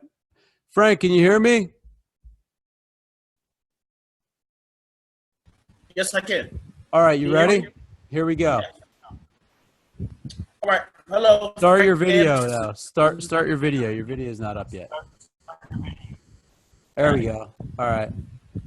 Okay, voila. Here we go. Go for it, man. Okay. Hello, Frank Anderson. All right. I've got a few questions for you. When you got this alleged confession from these two children, were their lawyer present? No, because we're the lawyers. Did you notify the parents? No, because we're their parents. So, officer, don't tell us to wait and don't tell us to sit down. Just open that damn cell and let those two kids out of there before I tie this place up with so much litigation that your grandchildren are going to need lawyers. Scene. All right, good. How'd that one go for you? Well, it wasn't better than all the rest of them. what was different was because I have a different tone and how the person actually conveyed it, and what I saw, it was different to kind of match his tone. So I had to basically fill out how would I feel, or how would I feel in his shoes, being the person who has to tell these officers that they unjustifiably locked up 2 kids. Good. That's good. All right. So the story is about what? The storyline is about 2 children taking a ride and taking a car back to a colleague of their uncle's who's a lawyer, and it's in a rich neighborhood, and they're 2 African American children riding in a brand new car, and the police profiles them. All right. And then tell us about your character. My character is actually Uncle Phil, and he is a mid-age man with children who's also taking care of the responsibility to take care of a nephew of his as well. Mm-hmm. And he's from the South, but he, because of his being raised in a single-parent home, he was brought to he went to law school and made a name for himself and his family. How old is he? Middle-aged? 55. Okay. So again, just be real specific as you compile information. Mhm. And if it is vague, just chisel it down Okay. so you make a decision. It's going to enable you to show up stronger. Okay. Make sense? Yes. Because if you played a 50-year-old versus a 55-year-old, there's 5-year time lapse. Right. So make sure you know that. Yeah, I think it was good, man. It's coming right along. It isn't about all critiquing right now, but what about your questions? Give us one question about the story and then one question about your character. One question about the story is because it's a the TV show is a sitcom. How do you differentiate the seriousness that a scene like this can portray when the basis of the story is actually laughter? Or Right. Okay. Good question. Really good question. So, okay, it's a comedy, right? Like it's kind of a comedy, like Fresh Prince of Bel-Air, right? So, yeah, but there's still serious moments. yes. There's still serious topics. So just be authentic. Yeah, that's all you got to do is just be authentic with however you're feeling, like whatever it is. If it's meant to be serious, it's a serious moment inside of a comedy. Like, that's all it is. If it's a more of a funny scene that you're playing, then obviously it's meant to be more funny at that precise moment. So don't get too judgmental with it, although it's really important that you all know, what am I doing, a comedy, a drama? Usually you ask somebody, well, what is it, comedy or drama? Because they don't know what the hell they're doing, and you don't know what the hell you're seeing. You know what I mean? But for this one, we all know, we know Fresh Prince of Bel-Air. We know it's most of the time it's a funny show, but you know what? There was a couple episodes where it got a little deep. Does that answer the question, Frank? Yes. The other question was about the character. Was how could a black man who's Uncle Phil, alongside his colleague and his 2 children, try to portray a calm but authoritative demeanor about themselves that because they were arrested by 2 white officers. Great question. How could he do that? I guess I actually looked at the film a couple times, and from how his body language was changing, and he went from crossing his hands to, hands on the table, to put himself at another level of, echelon as far as like titles. So that's what I kind of came out with. Perfect. So you're starting to analyze, like, okay, he's in that mindset, that mind frame. What's he doing physically? You know? And then you can start to think, like, what's the tone of voice he has? Is he staying put or is he moving somewhere in the room? Is he like contracting himself or is he expanding himself? Is he raising his voice, lowering his voice? Is he opening his eyes? Is he squinting his eyes? All these little details, because once you put a mega expensive camera on you and you're acting, all these little things mean something. Now, TV is a little different than film. Right. And TV is also different because it's a quicker pace because they're trying to get you to the commercial. So there's a whole bunch of different type of communication. But, you're going to have to do a bunch of TV and a bunch of film before you start to get really, really good, right? That's how everybody does it. You don't just start out of the gate like, oh, my God, he's a natural. Like, it's like, yeah, we hear that, but that just means you're pretty good so far, right? Like, but, yeah, great questions, though, man. Your questions were really good. Awesome. I'm glad everybody got to see that. Good work, man. Right. All right. Brittany Gallman, are you ready? Oh, actually, hold on. It's 8:38. I'm 7:38. So let's take a quick break. Take 5 minutes, everybody. We'll be back in 5. Get a drink. Get ready. Then we got Brittany. We got Jordan and David. And I don't know. Did anybody else not go? And Brittany. That's right. Oh, my God. We were about to have you go, but we got both Brittany's. All right. Both Brittany's. All right, cool. We'll see you in 5.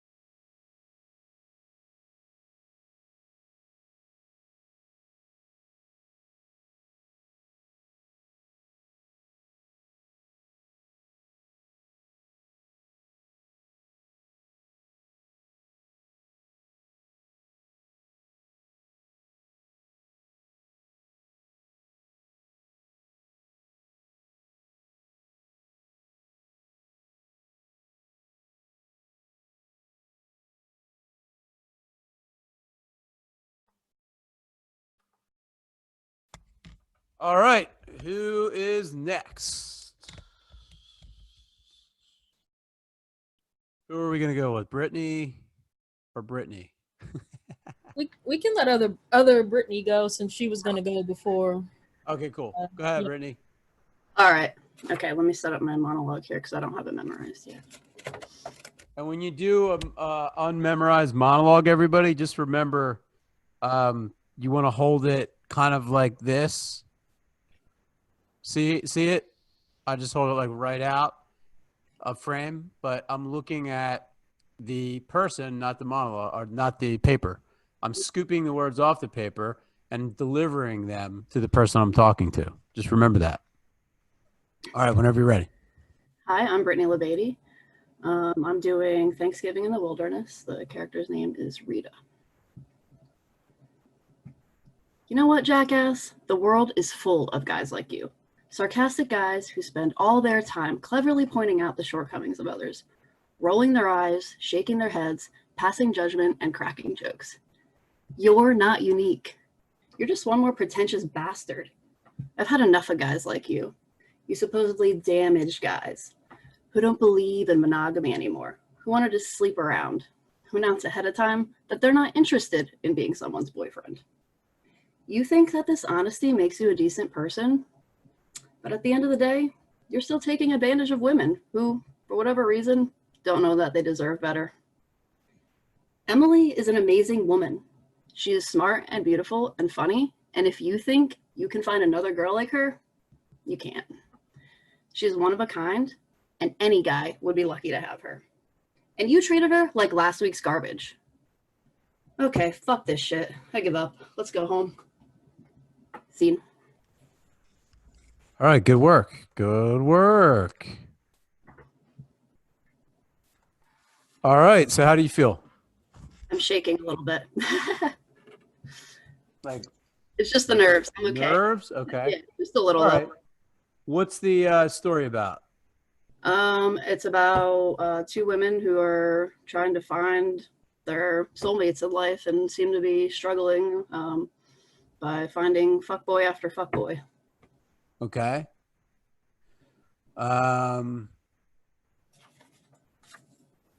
Well, what else is there besides saying the term fuckboy? Like what what other way do you look at that? You know what I mean? Just striking out in the dating game, not finding the right match, finding men that aren't at the same point in life as them, that aren't ready to commit to a relationship. That's good. That's good. But now, based on what we just learned in the last couple of weeks, you know a different level to that. So what's really happening? What do you mean exactly?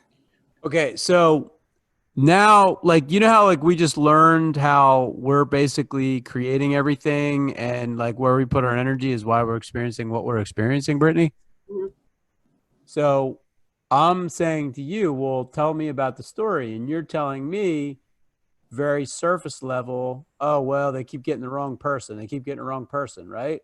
So I'm asking you, I'm like, yeah, but what else do you know about somebody getting the wrong person? What's going on?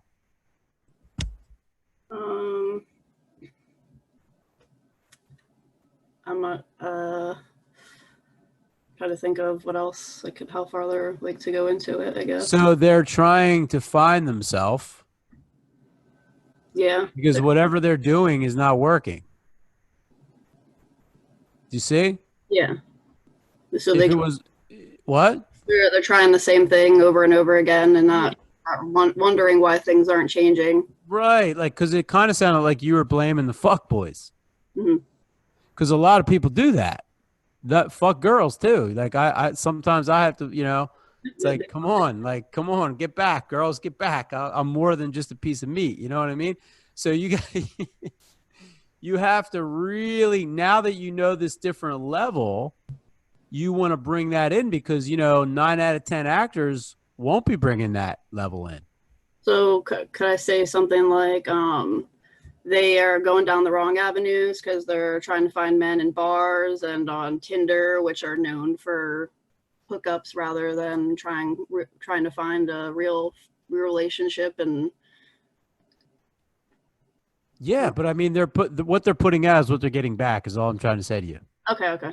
So if they're putting out impatience, then obviously Tinder's going to work because on Tinder you press the button and next thing you know somebody could show up like some food. It's like chicken tikka masala. You know what I mean?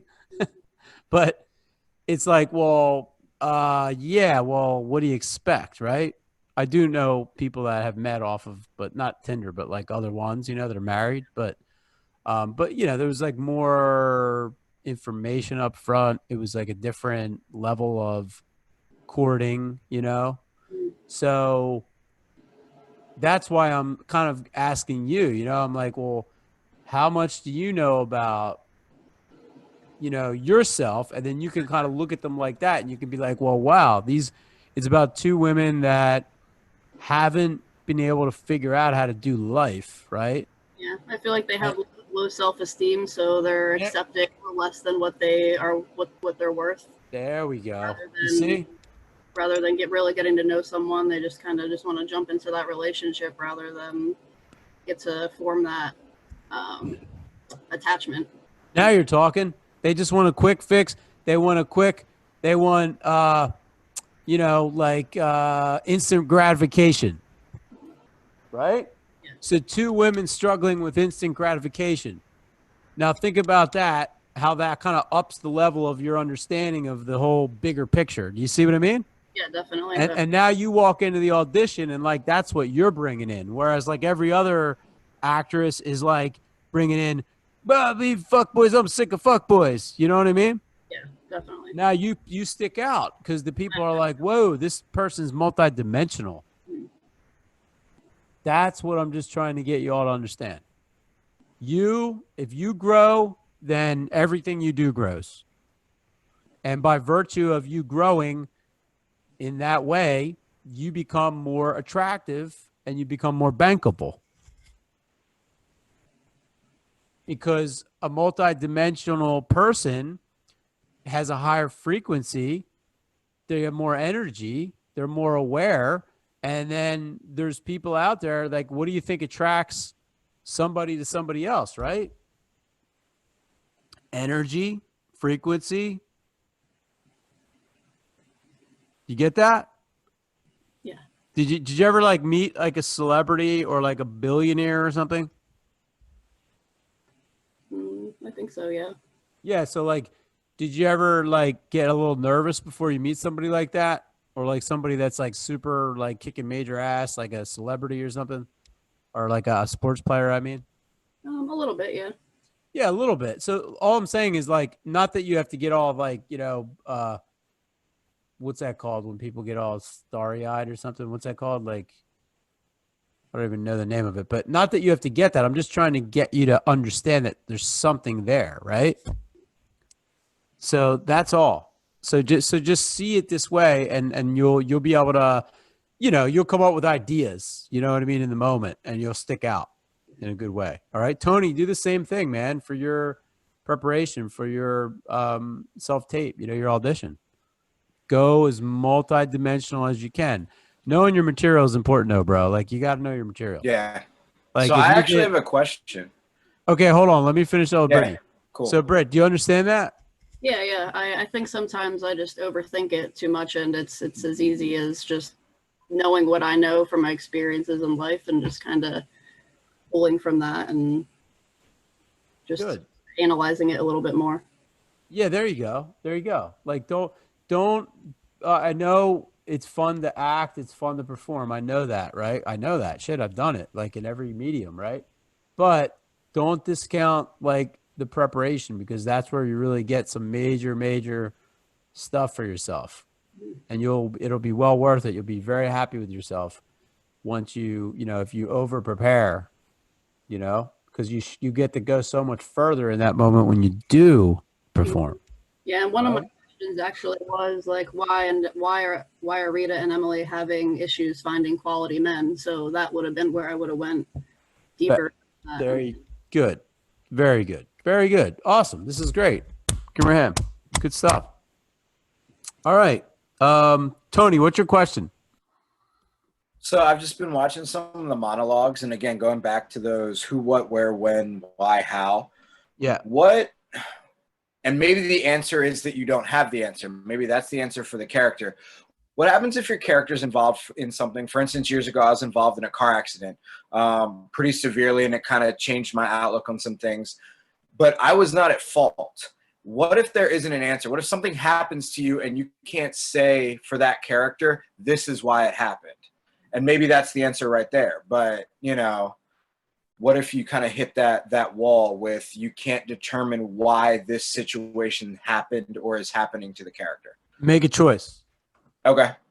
Yeah, because you gotta go like leap without looking sometimes. Like at a certain point, you're gonna have to like just make a decision, and you're gonna have to be okay with being wrong.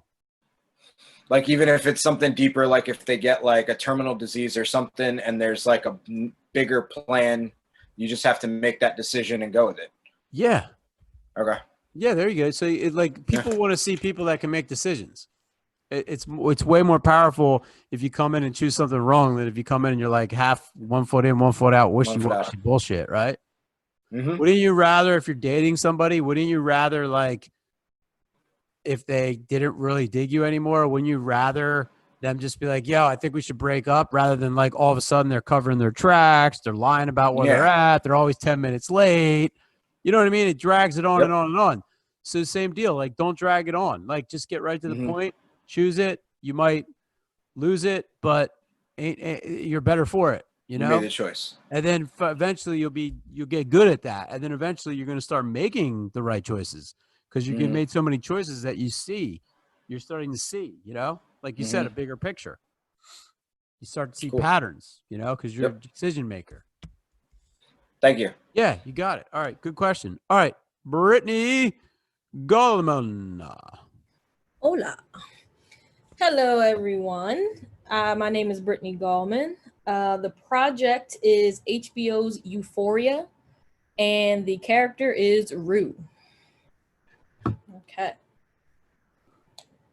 Hello? Howard, it's Bennett. Listen, why would Nate single out Jules in the first place? It's obvious. He was sexually attracted to her. And because, okay, she's predominantly het, he wooed her with his fucking creepy jock magic shit. She's super fucking sensitive, okay? She's very forgiving, and she's basically the most wonderful fucking person on the planet. She fell for him. She fell for him. That's why she fucking testified. I'm a genius. I'm a fucking genius. Mom! Hey, Mom! I'm a fucking genius. You know what? I'm not even tired.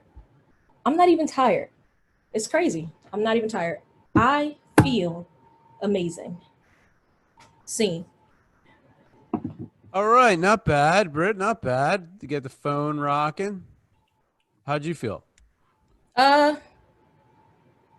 Nervous, but you know, like there's plenty of room for improvement, but good. Yeah, like here, put the phone back up to your ear again. I wouldn't advise putting these phones that close to your ear for any period of time, but for right now, we'll just do this. Yeah. So do your thing where you're like, I'm a fucking genius, and say it. Okay. I'm a genius.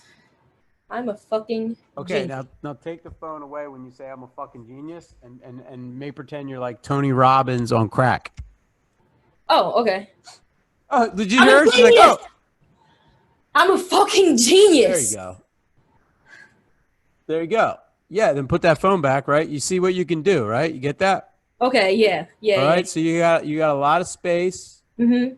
A lot of space to create, but each second that goes by, you know, you have a decision to make, and you have to really get in there and like get your hands dirty with like what you're saying, how you're saying it, you know, what makes sense. Like, you know, how can I show people, like if I'm doing that monologue, right? I'm like, well, I'm going to show them I can move myself around like this and I don't care. And I'm like uninhibited and blah, blah, blah, blah, blah.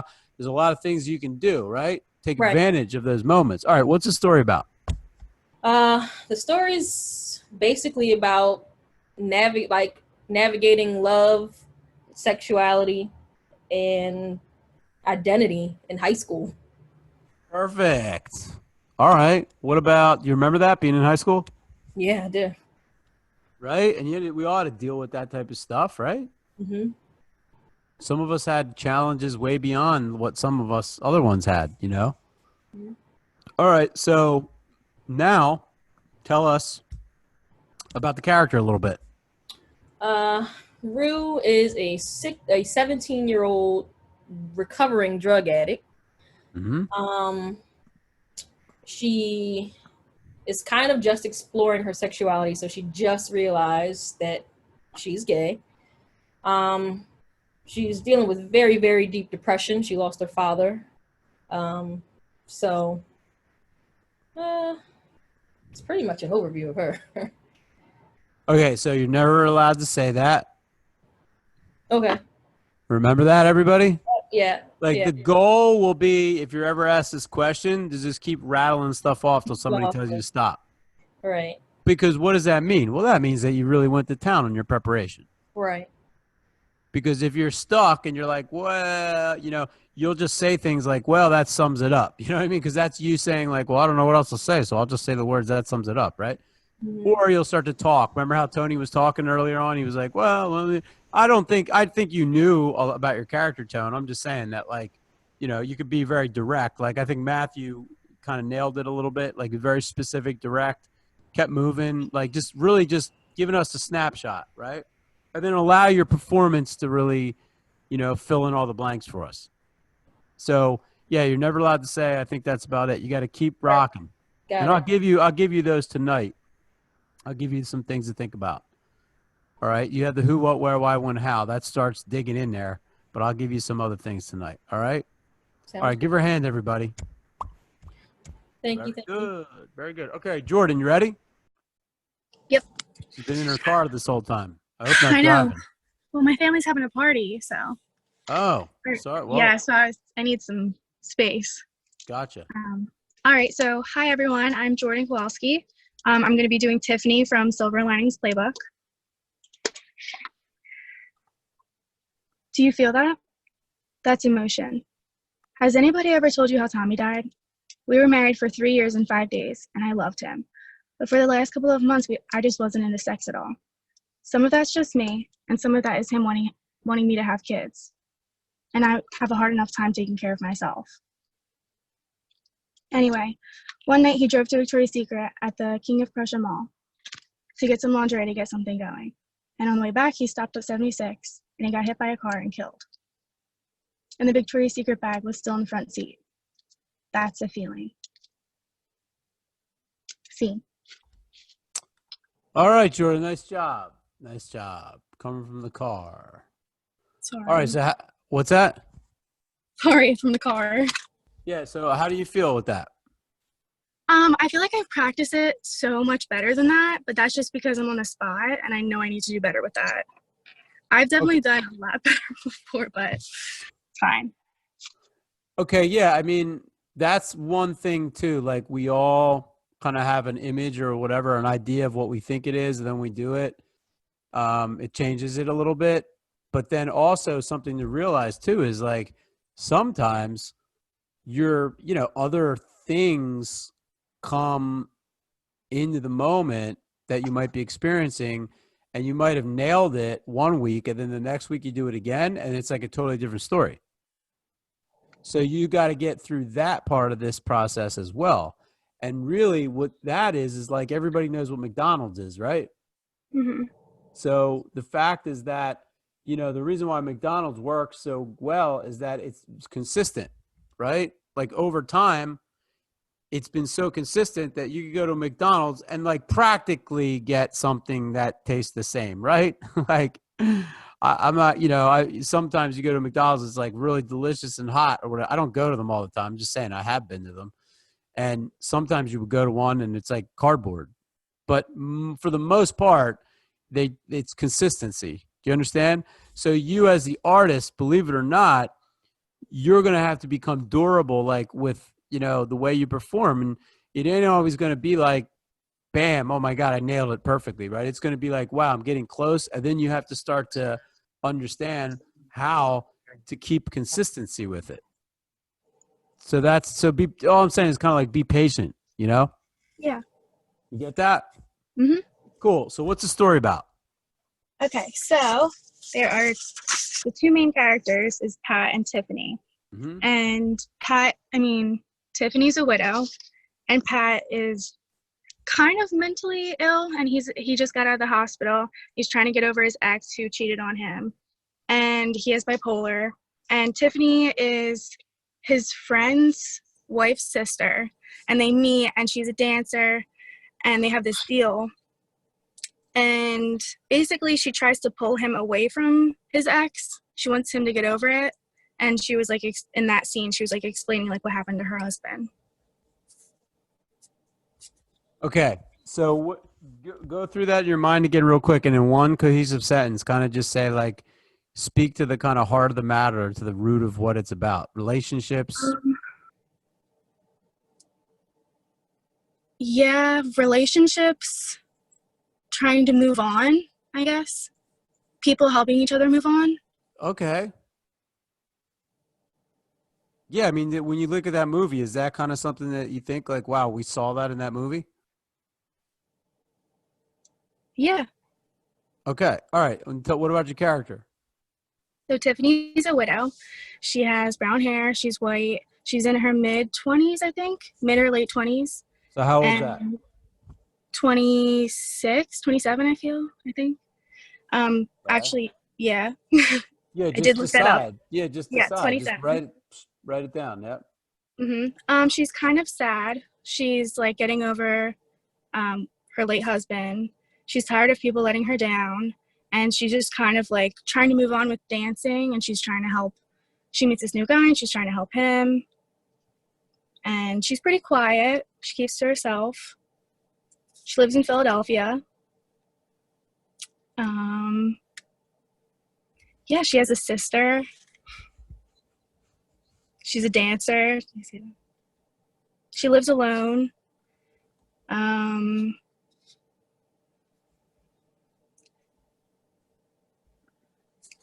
know you want me to keep going, but like I don't know how else to. That's okay. That's okay. All right. So now Okay. you got to that point where you were like, ooh, kind of like at a loss for words. You see what I mean? Yeah. So just think about this, everybody. Think about you're playing the character. And if pressured to reveal who you are, that would be the feeling that you get. What you just had, Jordan, where you were like, oh, like I know I got to know more, but I don't. So I don't know what the hell to say. Should we talk about myself? No. I'm just saying so all I'm saying is like, I'm talking to you, I'm speaking to you about being over prepared. Okay. Because if you're all of you, if you're over prepared, you're in the safe zone. Do you see what I mean? If you're under prepared, yeah, you could still swing it, but you ain't nowhere near as confident as you would be if you're over prepared. Does everybody understand that? So one of the energies that just popped out of you, Jordan, was like, you know, you were kind of like, you're just like, like, I know you want me to say more, but like, that's all I have right now, you know? So you know what that felt like, right? Yeah. Imagine if you felt like you just could keep going and you knew exactly what, you know what I mean? Someone could keep quizzing you and trying to make you say, and you're just like, oh, this, bam, bam, bam, bam. And you just got like a million things to say. Do you see the difference? Yeah. Okay, so that's good because that's someone who's prepared, and preparation is one of the most important parts of being an actor. And it's hard to you know, sometimes it's hard to explain, right? Yeah. Because some people don't go into it. They don't have the patience. So you go to an acting class and they just like, they'll just start rattling at you. But if you're not prepared, they're just like, I don't feel like trying to teach this person how to be a go-getter. Because being a go-getter is hard, you know? Yeah. So, but that's what I'm trying to tell you all. Like the way that you're going to stick out, and I mean, you should feel this way about your life, right? It's like, you got to be all in no matter what. Because that's where satisfaction comes from. So if that's the way you approach life, let me tell you, it's going to be good. If you're more like a type of person that's like, I mean, I just got to kind of do the bare minimum to get by.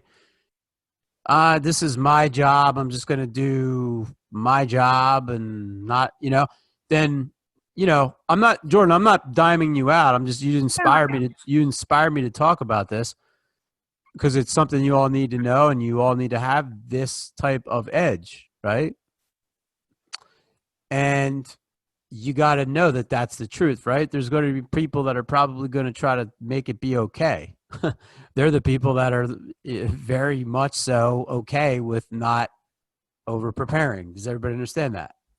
And they would not really like it if you became an over preparer, because then that would make them have to raise their game up, and they like everything exactly the way it is. And they don't want, you to overcome them, because then their little ego might get hurt, It's crazy because there's like parents that act like this. There's friends that act like this. There's teachers that act like this, because not everybody's okay with other people's success. But part of success is willing to go all in, and I'm focused on being over prepared. I'll do no matter what. I'll take no matter what it is to get it done. And you eventually want to surround yourself with those people, because you realize like not everybody's like that. You go into business dealings with somebody and you notice like they just don't get it done. You know what I mean? They're like, they do it, but like they just don't get and you're like, wait a minute, that's not how other people that I work with do things. We always just keep going until we get it done the right way. Make sense? That's a surefire way for you all to succeed. It's not the easiest way. It sometimes causes you to be like an outlier, because people will literally start jabbing at you. If you start doing like crazy, too much stuff, they'll start jabbing at you. They'll be like, well, why are you doing all that? That's ridiculous. You need to have a balance. You need to all of a sudden they become like the yoga swami. They're like telling you like, oh, you need to do it. It's like, who the fuck are you? The incarnate Bruce Lee telling me how to live, right? So just know, like, that's the way I'm training you all. And you're going to get, you'll get like, you'll get into that mode, you'll get used to it. What are the questions you came out with, Jordan? For her, I was asking, what is she trying to show him? Like, tell him. And then for character, where is it? Like Philadelphia? What part? Like what kind of? South Philly, South. North Philly, West South. Philly. South Philly. South. Yes. Eagles. Eagles, right. Eagles. Yeah. People like their Eagles around here. All right. Am I supposed to keep going? No. Anything else? Like about my questions, or do I have a question? You have a question. I mean, like we kind of already discussed it, but it's like, why am I like, I practice like every day like perfectly. And then like I'll go and then I'll do it, and it's like not how I practice it. And then afterwards I feel like right now I feel like I could do it better again. Yep. How do I get like repetition? Okay. It's Brittany, yeah, you feel the same way. So what you have to be, like I'm telling you, you got to go all in. So most people are looking for a way to do what you just asked. How do you do, right? Most people are looking for the answer to that. The answer is in the doing of it. The work, the saying that we use as actors is like, the work will teach you how to do it. Do you understand that? Mm-hmm. And the way that you get more teachings is that you prepare more. That's why I just gave you the speech before this one. You understand? Yeah. Yeah. So I know that, like, I know what you all want, right? I know that, right? I'm on this side of it. I was already there where I was like, how the hell do I get the answer? How do I just want to act? I just want to get a role. I just want to know what the fuck is what I'm doing.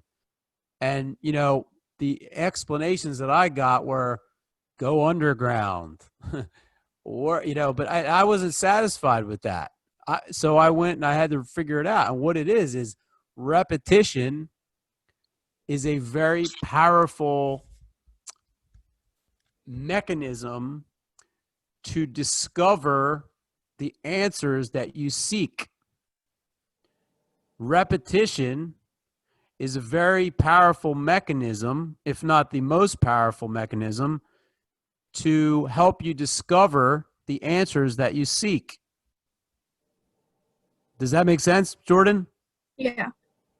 So how do you repeat? Well, you look at this and you say, okay, I got to just focus on the first things first. Like right now, I noticed that when I did this, I was at a loss for words when I was asked more questions. So maybe I have to start over preparing in that department.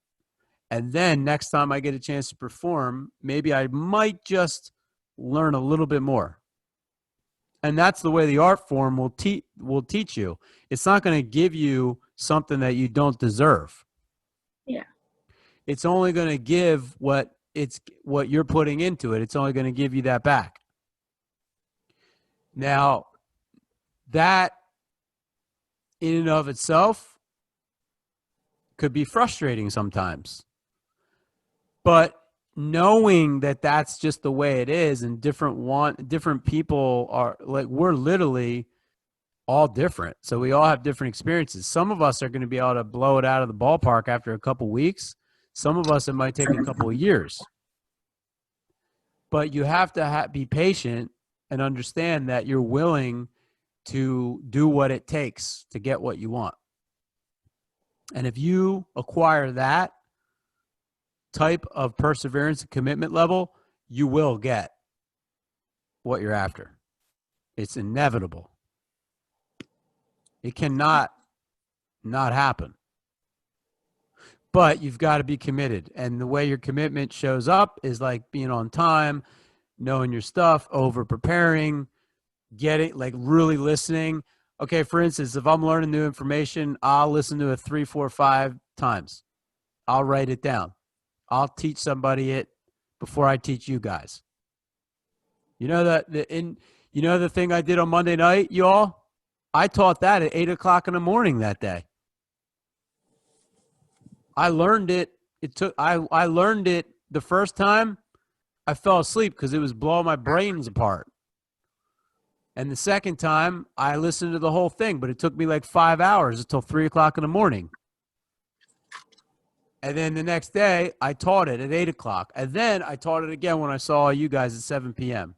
Does everybody understand that? It's not like Bernard said, oh my God, Bernard, he's freaking all this stuff. He knows it, you know? No, Bernard is freaking doing his work. He's over preparing. He's writing it down. He's like testing it. You see what I mean? Like that's what masters do, right? Like, and you all want to be masters, so you got to do that. You got to take on that for yourself. So that's a great question, Jordan. Does it help you to understand things? Yeah. Over prepare. Yeah, meditation will help you be more patient with yourself. Okay. I do. I meditate a lot. It's just personal problems probably, but yeah, I'll try to be more patient. It'll take some time though, you know. It'll take some time. Yeah. You know, and just understand that it's going to be a much richer life experience for all of you if you figure this stuff out rather than have someone just tell you what to do, right? True. Oh yeah, you did. Did you say something? Me? No, I said true. So it's like, oh yeah, you did that good. Do it again, right? Like, you know, that's cool in the beginning, but after a while, you're like, all right, wait a minute. I know exactly what's going on. Like, I know what's happening, right? And that's what I want to do. I want to help you all. I'm showing you how to be a deliberate creator, right, of things that are happening. Not just someone like a, you know, like a I don't know, kind of like a meat sack, right? Where you just walk in and you're just like, yes, I'll follow orders, whatever you say. You know, it's like, no, we're developing our mind. We're developing our power. We're developing our our ability to focus. We're developing our ability to create. That's what we're doing. We're as artists. Capiche? I'm not Italian, but Tony is. Who else is Italian on here? Tony, you're the only one? All right. All right. Good work. Jordan, good job. Give her a hand. David Sereno. Yeah, you're Italian too, right, David? No, I'm kidding. You talked all about that. But I did think you were Italian before I saw you. I definitely did. I was like, we got another Italian guy. Somewhere down the ancestry there's Italian somewhere. Yes. All right. Hello, everyone. My name's Dave Sereno. I will be reading from the movie August, written by Howard A. Rodman. My character's name is Tom Sterling.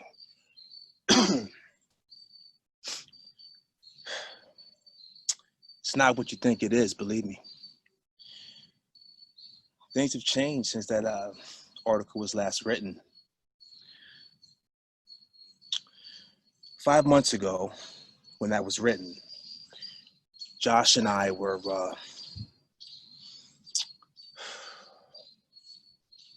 on March 14th, our combined net worth hit about $387 million, but now we're worth about 1/100th of that, and Landshark has burned through $95 million in seed money. And we have virtually no revenue to speak of. So basically we're fucked. But hey, it was fun while it lasted. But listen, let's not talk about Landshark. I'm sure it's going to be fine. It's going to work out just fine. What about you? What have you been working on? See. All right, good, man. Birds are singing around there.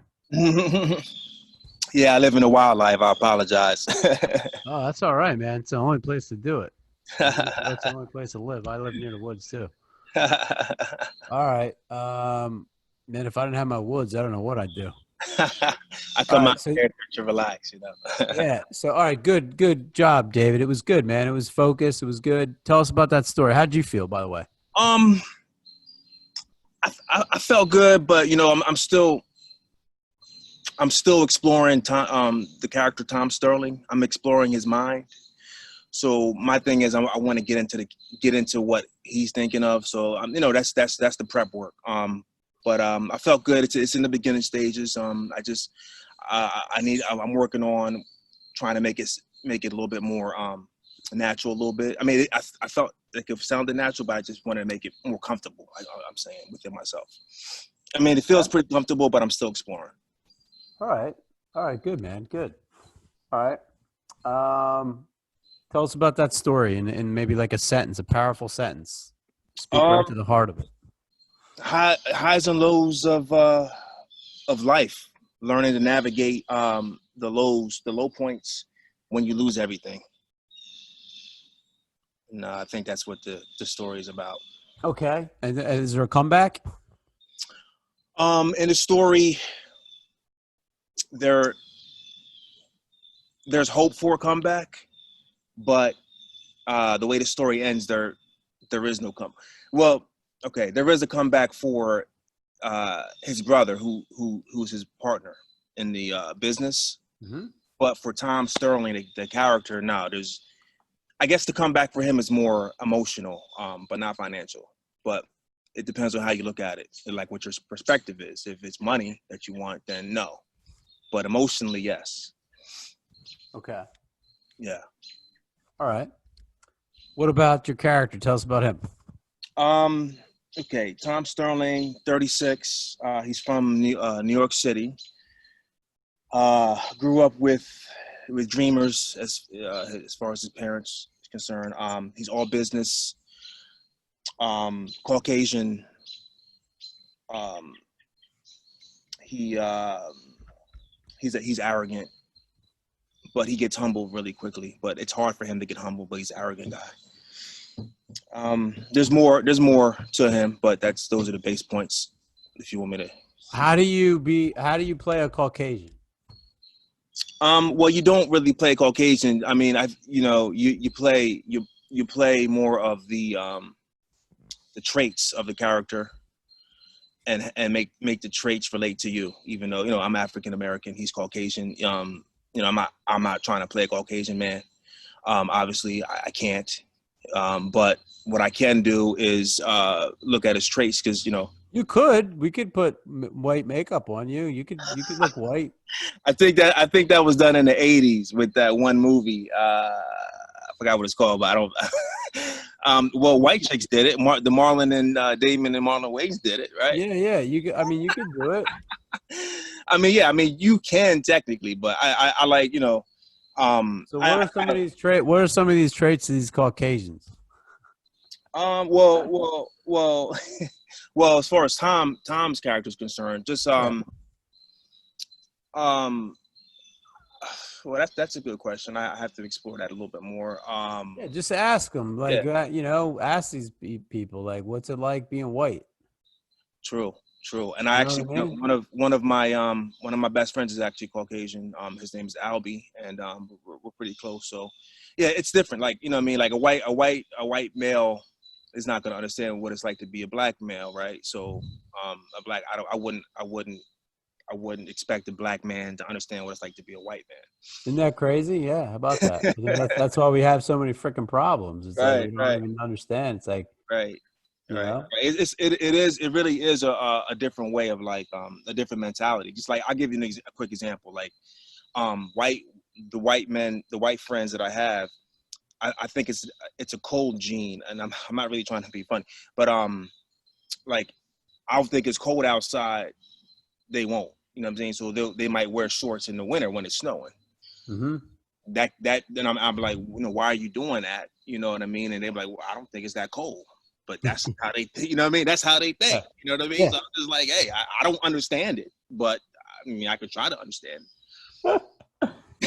I know some Mexican friends that look at you. Got Brittany laughing her ass off. I have some Mexican friends that, like, when it gets cold, their body heats up like more than normal. And I was like, what? And they're like, yeah, like I'm like, as soon as it gets cold out, my body heats up. I'm like warm. I'm like, dude, I wish I had that shit.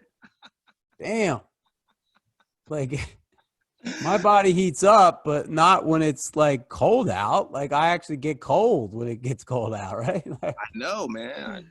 But everybody's different body types, But to be fair, like I have family like in-laws that are white males. Yeah. And I'm close with them. So like, you pick up certain behaviors and certain, you just get into their mind and just kind of, and at the end of the day, I don't really think we're all that different, honestly, Yeah. Well, yeah, we're not. We're all, but we do have different attributes, Mm-hmm. So it's kind of like, and there might be some African American people with what you think might be Caucasian traits, and Caucasians with African American traits. I mean, it's like all over the board, Right. It's like it's really like it just happens to be like a person, and like just doing more research. So that's cool that we just started talking about that, because I think it makes you think like, oh, maybe there is some, maybe some subtleties that become aware of, right? And even if there's not, like, use them, because that's what makes gives your character more juice, like do something, make a choice on one of your like attributes that Caucasian would have, just to give it more something. Right. Let somebody be like, oh, what the hell? Why?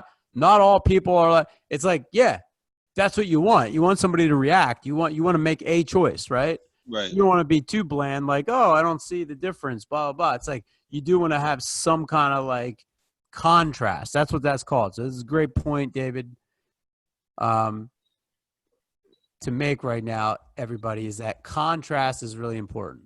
All right. In acting. How can you do contrast? Well, doing something that you don't normally do, you wouldn't normally think. If you say a word 3 times, like we have for Matthew, say it differently all 3 times, like create contrast. Contrast, you can see that on TV and movies when you watch these things. There's a lot of contrast. Why? Because that captures your attention better. Mm-hmm. All Right. right. Do you ever notice like a rock and roll person or like a musician? Do you ever notice the difference between them and like the average looking person that walks by? Oh yeah, man. Yeah. Like look at the contrast, right? Yeah. Like they have somebody like they may just naturally have a style, but they definitely certainly probably have somebody that's like their stylist that's like really trying to create a very stark contrast from who they are towards the general, right? Mm-hmm. And that helps their image. Right. And that feeds more energy into them because people become more aware and people become more curious. That's just the way we are. Mm-hmm. Make sense to everybody? Good. So that's like what's going to help you all. So I'm not saying you got to go out and get crazy green spiky hair, everybody, but start learning how to create like some kind of difference that like if you're going to get, I've been doing this ever since I was a little kid, but if you're going to get a pair of shoes, like think about it, like think about like your choices that you're making. Like how are someone going to view it? Could you use it? Could you create a little intrigue with it? Yeah. Because this is the game you're in. You're in the entertainment business. So like if you do something somebody else hasn't done before, they're going to automatically be a little curious, right? They'll be like The Rock or Spock, right? They'll be like, what? Their eyes will pop up. Mm-hmm. And that's a good thing because now you have captivated their attention. Now, where you take it from there? Well, you better be prepared, right? Mm-hmm. Right. All right, Dave. Give Dave a good hand because that was really good. That was nice. All right. So, all right. Who didn't go? Raise your hand. Everybody went. All right. Awesome. So, I want to give you guys these a few things to think about. I didn't go over these, by the way, right? Your character. Do you remember going over these character dissection? We didn't do that, did we? With this group? Okay, no. All right. So you're going to want to take some notes real quick. It's about 8:30. We're going to end at 9. So I'm going to do this for like 15 minutes, and then I'm going to give you all a shot at questions. But good job, everybody. All right. Character dissection. So you're going to have a lot of different things to consider with your character. And I know a couple of you were like, oh, I don't, kind of that sums it up. Or they were like, oh, how much further do I got to go? I don't, well, here you go. Here's a lot of good stuff. So physical, right? The physical aspects of your character: sex, age, health, clothing, defects, appearance, the shape, the props. Some people might have bracelet. Some people might have a ring. Some people might have a nose ring, tattoos. Again, physical. All you have to really do is write physical. And I want you to kind of come up with some stuff for next week. I want you to contemplate physical. Someone I grew up with just showed me a picture of his hand, and he got all his 3 fingers cut off because he works in like some kind of machine shop. And I'm like, that's a very physical thing, right? Here's a guy, 2 hands, but on his left hand, he only has 2 fingers now because 3 got chopped off. You see what I mean? Very physical. So sex, age, health, clothing, defects, scars, appearance overall, the shape of the person. We come in all shapes and sizes. You can change your shape. Like, look, I'm going to change my shape on camera. See the difference? So you can do that depending upon what you're saying and how you want to say it. Okay, social. Social is like we talked about a little bit earlier, Matthew and I, about blue collar, white collar, class, lower, middle, upper class, occupation, your job. Do you own your business? Are you an employee of a business? Your education, how many years? Do you have an education? Do you have a GED? Home life. Do you live alone? Do you live with others? Are you married? The quality of it. Is it a good life? Is it bad? Is it messy? Is it rough at home? All things to consider. Your IQ.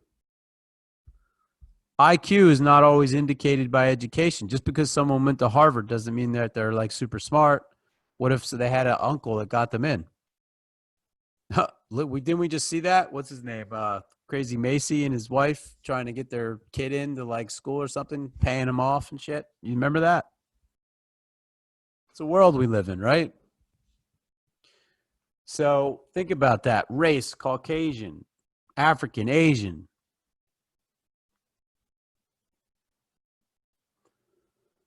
Nationality, where'd you come from? Well, we got some Italians. I think you might be Polish, Jordan. Are you Polish at all? Right? I'm Polish. Anybody in here English? Irish? Chris, yeah, right. Matthew, yeah, okay. African American, Liberian, Puerto Rican. What are you, Micah? Sri Lankan. Sri Lankan. Awesome. You go over there a lot? Yeah, I've been there 3 times. You like it? It's awesome. Cool. Yeah, that's great. I love it. I don't think we've had someone from Sri Lanka in class. Yeah, that's cool. That's cool. All right. Well, what's one of the coolest things about that culture, your culture, Micah, that's different, from like American culture? It's very similar to Indian culture, but because it's an island, they're much more like laid back, and it's like more like an island culture, so Nice. really cool. Love it. All right. Nationality, the countries that you descended from. Place in the community, your status in society. Amusements, what type of hobbies, activities? What do you like to do? Anybody like to, what is that called? Jumpsuit fly down mountains? When you actually literally fly, like you look like a flying squirrel, but you're actually flying down a mountain. Anybody like to do that? Frank?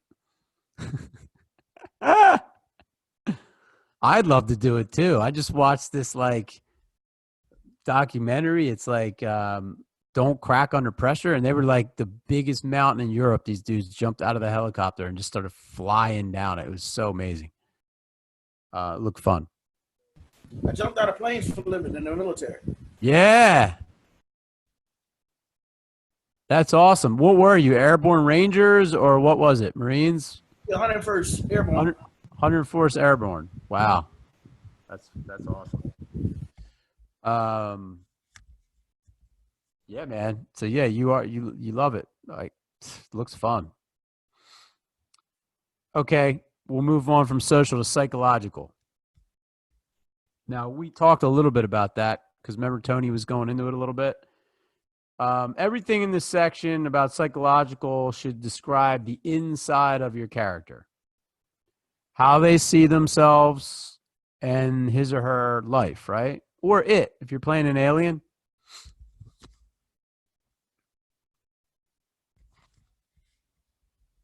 Moral standards. You got high moral standards, low moral standards. What's important? Your philosophy about life. Your ambitions, personal goals, and dreams. Think about who thought about the ambitions of their character before tonight. Isn't that important? Think about your own life. Isn't it important to know what the hell you're kind of going after, right? A lot of us go through college and we're like, I just want to know what the hell I'm here for. I need to have purpose. Well, guess what? You got to figure that one out for the character too. That's going to allow you to show up much more powerfully. Talk about performance power. There you go. Disappointments. A lot of us, if we have a lot of disappointments, they become our strengths, like Rocky. I'm thinking of, right? Think about that. Triumph over disappointments, Complexes, things that bother or concern your character. Some of us don't like things, little nags or whatever. Like, bring that in. someone that was like on here tonight that was like, I don't know, that's about it. Like, what did you think about like a complex that your character has? Afraid of heights.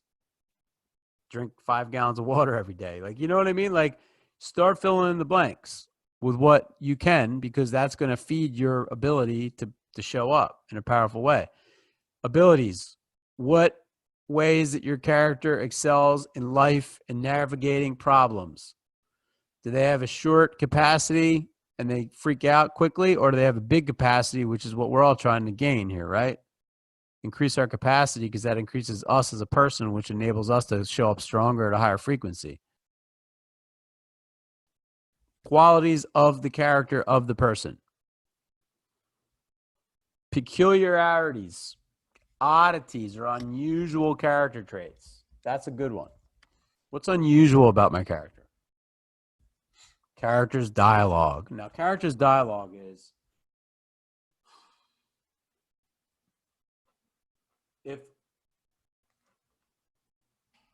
okay, somebody give me your character, just off the cuff.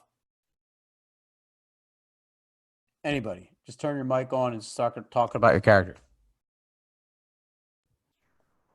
All right. That gives me a chance to go back and say more now. Yeah, that's right. Okay. Yeah. So like I said, she's 17 years old. She's in her senior year in high school.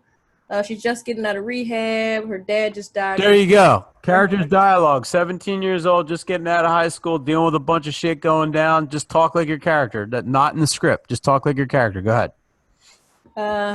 Just getting out of rehab. Dad just died from cancer. No. I mean, just you, like improv. Oh, like as Get if it? internal, like it's her internal dialogue. Yeah, well, you're just acting like your character, but you're not reading the script. You're making it up based on what you know, because you're not 17, are you, Brittany? No. Right. So if you're 17, you're like, oh my God, like you have like a more young, juvenile. You get it? Sorta. Okay. Character's dialogue. All right. If I was Cookie Monster, what is Cookie Monster like? Cookie Monster. Like, yes, Frank. So cookie. yeah, he's just gonna talk. So with no dialogue, this Cookie Monster is gonna be like, feed me this cookie, feed me that cookie. Frank, can you do it? I like cookies. Feed me. I want Cookie Monster. There you go. He's doing character's dialogue of Cookie Monster. Does everybody get that? It wasn't in the script. He just did it. He just did it. Go ahead, Brittany. Ready? You got 5 more seconds. Yeah, I can do it. Yeah. High school sucks. Fucking don't get I can't do the drugs. I just got to fucking high school. I just got to rehab. There you I'm go. Bitch. Little sister is always following behind me. She wants to do everything I want to do. Okay, perfect. Cut. All right. Everybody understand that? Good job. Give her a hand. And also for Frank's Cookie Monster. Let's throw some cookies at Frank and watch him mash them up, mash them apart. They'll be flying all over the place. So, all right. That was you doing character's dialogue. Does everybody understand what character's dialogue is? Just do that. Just like once you start getting in your character, then start going off on it, you know, and maybe you do it to somebody, maybe you do it alone, maybe you record yourself, you know, be careful. Like, don't be playing a murderer, then walk into Starbucks and be like, all right, give me a fucking double cappuccino, caramel, you know, don't scare the shit out of somebody, right? Be careful. But do it because it's a very powerful exercise and it's something that gets you more familiar with your character, all right? Your words, your phrases.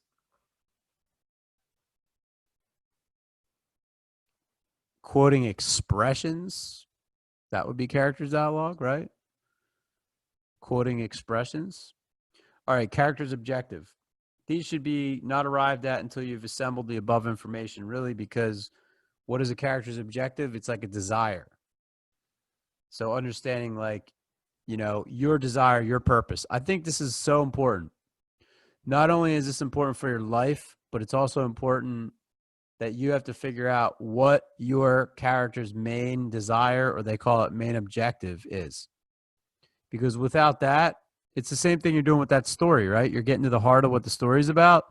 You got to get to the heart of what your character wants, because that's what fuels your character inside the story. If they weren't going after something, then they wouldn't have much fuel. Does that make sense to everybody? So try to figure it out. If you don't know what it is, then make a decision, right? If you don't know what it is, don't say, I don't know what it is. Just pick something and start acting like that and see where it gets you. And again, the work will teach you how to do it, but then also once you start getting critiqued and once you start getting an audience watching you, you'll see, you'll decide, you'll discover whether or not it's working or not, whether or not it's close to the truth or far off from the truth. Okay? But that's, you got to do the work.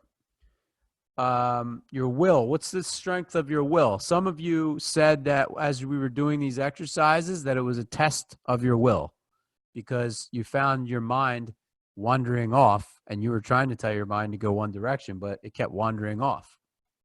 That's your will. So what does your character's will look like? The strength of it, the ability that they're going to actually achieve their desire. Are you all going to achieve being an actor, a highly paid working actor? Well, I don't know. We're working on your will. I'm teaching you how to strengthen your will up. I sure as hell ain't going to say, oh, you'll be the best actor ever. Just keep understanding how to do all the things an actor does. Study your character, remember, because that ain't going to get it for you. It's going to take more than that. It's going to take heart, desire, will, mind power, the ability to focus, all the things that we're working on. All right. So that you need to think about that for your character too, because that elevates you. Like we were talking with Brittany Labadie. Did I say it right? Labadie. Labadie. Labadie, right? Yeah. Brittany Labadie. We were like, well, look at it from a different viewpoint, not just like, that viewpoint. Because you can expand and you'll show up more powerfully. People will be more impressed with your multi-dimension, your very complex presentation here. All right. Moral stance. What are your ethics and values? All right. Ethics and values. What are they?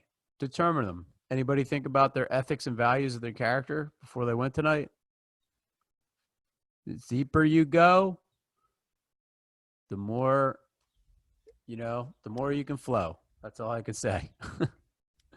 All right. Characters given circumstances. Where am I coming from? What was I doing there? Now we're using those 6 tools. Why did I leave? Why have I come here? What will I do here? Whom do I know here? What is my relationship to the people here? So that's a way to use those 6 things in given circumstances. You can use them 100 ways. Obviously, the more you use them, what happens? The better you know your character, the more comfortable you're going to be. If you want confidence, the more that you go to do that work, the more confidence that you'll have, right? Because you'll be more prepared. And people that are more prepared, naturally, more confidence is available for them. The final character's mood intensity at the top. Now, usually when we start class, did you ever notice me like, oh, all right, everybody, come on, Jesus, get on the Zoom call. For Christ's sake, the link is in your email. Come on. Jesus, you're late, you're late. Did anybody ever see me like that? In that type of mood? Right. I'm never going to come onto a call in an angry mood. That's not very befitting of anything, right? Your friendly mood. Like, hey, everybody, what's up? Okay, cool. We got some challenges. We got this, right? Mood intensity at the top. Also, heartbeat. Are you sweating? Are you perspiring, right? You can do that. I don't know how many times I've done that. Put some water on me right before I'm about to do a scene or monologue. Stomach, how's your stomach feel? Is it grumbling? Is it okay? Is it queasy? Is it whatever? Muscle tension. We worked on muscle tension before the class. Remember that? People that were on around 6. Remember we were doing a little muscle tension relaxation type stuff to make sure that we were nice and limber and relaxed and loose. That's important. Breathing. Did anybody think about their breathing before they started speaking their monologue? Anybody? A little bit. Okay, that's good. Yeah, think about your breathing. Are you like, are you like, can you barely breathe? Are you normal breath? You know, like think about that.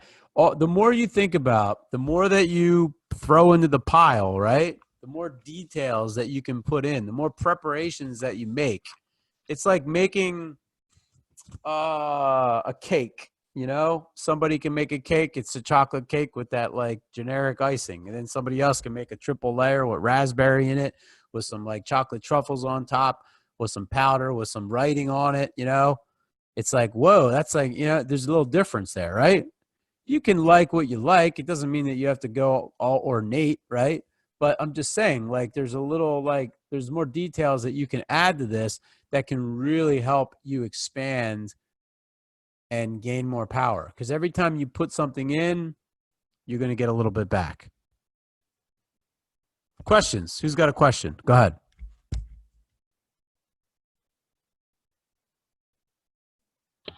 I have a question Go ahead, about that Matthew.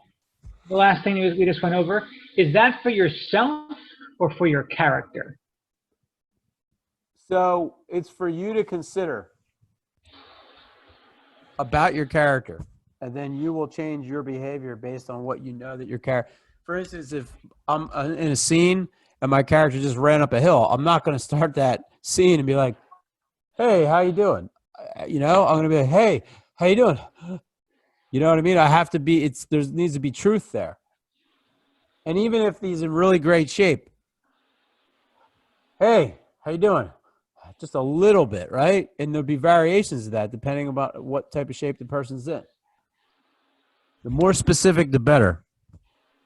It's a game of specificity. The more you can pick out some details of specificity and bring them in to bear, the more interesting it could become. Thank you. It's not a time to be simple, everybody. You know, there is definitely time to be simple, but preparing a role is not that time. It's a time to be real specific, like a surgeon, and find out as much as you possibly can. And that'll actually make it feel simple. Any other questions?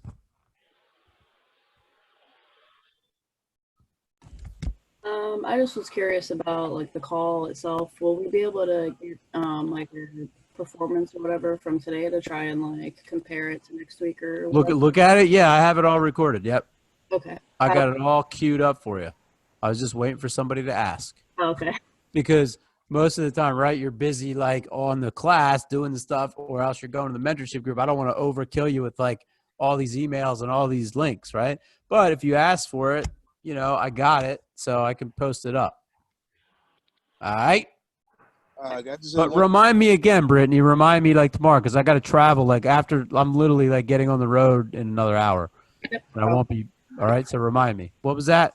No, I was just gonna say when I practice my monologues, what I do is I use my cell phone. I hold my cell phone and record myself while I'm doing. Like I like talk to my cell phone, like I'm talking to the character, the person I'm talking to in the monologue. That's good. And then I do it over and over. Like yesterday, I was practicing and I did it like maybe like 7 times or something like that. And I look at each one and I see, okay, what can I work on? Like, cause that's what the audience is kind of seeing me doing. So I'm like, all right, I can say this differently. I can do this gesture differently. And I think that for me, that's kind of helped me a little bit when I'm practicing. Excellent, David. Yeah, that's a very proactive approach. I would definitely mount your phone, though. Are you mounting it or are you holding it? No, I was just holding it. Yeah, mount it. Mount it either just, you know, make sure it's, you know, getting on you, or just get a tripod for like $30, $20, you know, get a tripod. Okay. Or get one of them little baby tripods. They're only like $5, $10. True. Okay, thank you. Good, like, all right. and tripod off of Amazon. If anyone wants like the link to it. Yeah, cool. Yeah, Pop cool. that link in there. Sure, all yeah. right. Thanks. All right. So good job, everybody. Good job. Keep up the exercises, because it truly, truly, truly, truly is. And I wish someone would have told me this again when I was acting. Your level of self-development will directly correlate to your level of success. Does everybody understand that? You could know your characters inside out. You could know the technique, the method. You could get all your ducks in a row. But if you don't self-develop yourself with this meditation, this affirmation, this higher frequency stuff we're talking about, willingness to expand your capacity, get rid of your emotional blockages, right? If you don't do that, you will be shit out of luck. Your level of self-development directly relates to your level of success.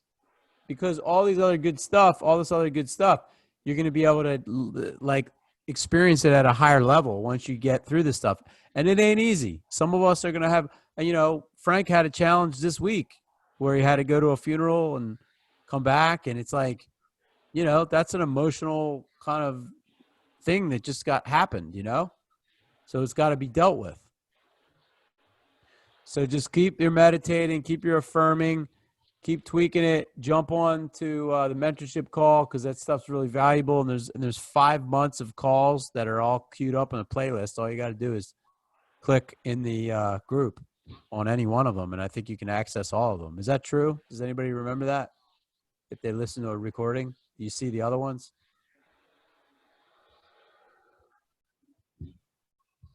So, all right. Good work. Thanks for coming early. Those of you that didn't come early, we really just, everybody was doing their first exercise. So when you finally got here, with the exception of Frank, we were kind of into the second exercise, but then you did the first exercise, remember? So everybody, you know, but I would watch this again just so that you can hear what we were talking about. And also, you know, you learn from everybody else. So what everybody else is experiencing, you're experiencing it too, because we're all in this class together. All right. All right. Good work, everybody. Have a good weekend. If you need anything, jump on the mentorship or just shoot me an email. All right. Good work, guys. Thank you. Thank you. All right. Have a good night. Thank you.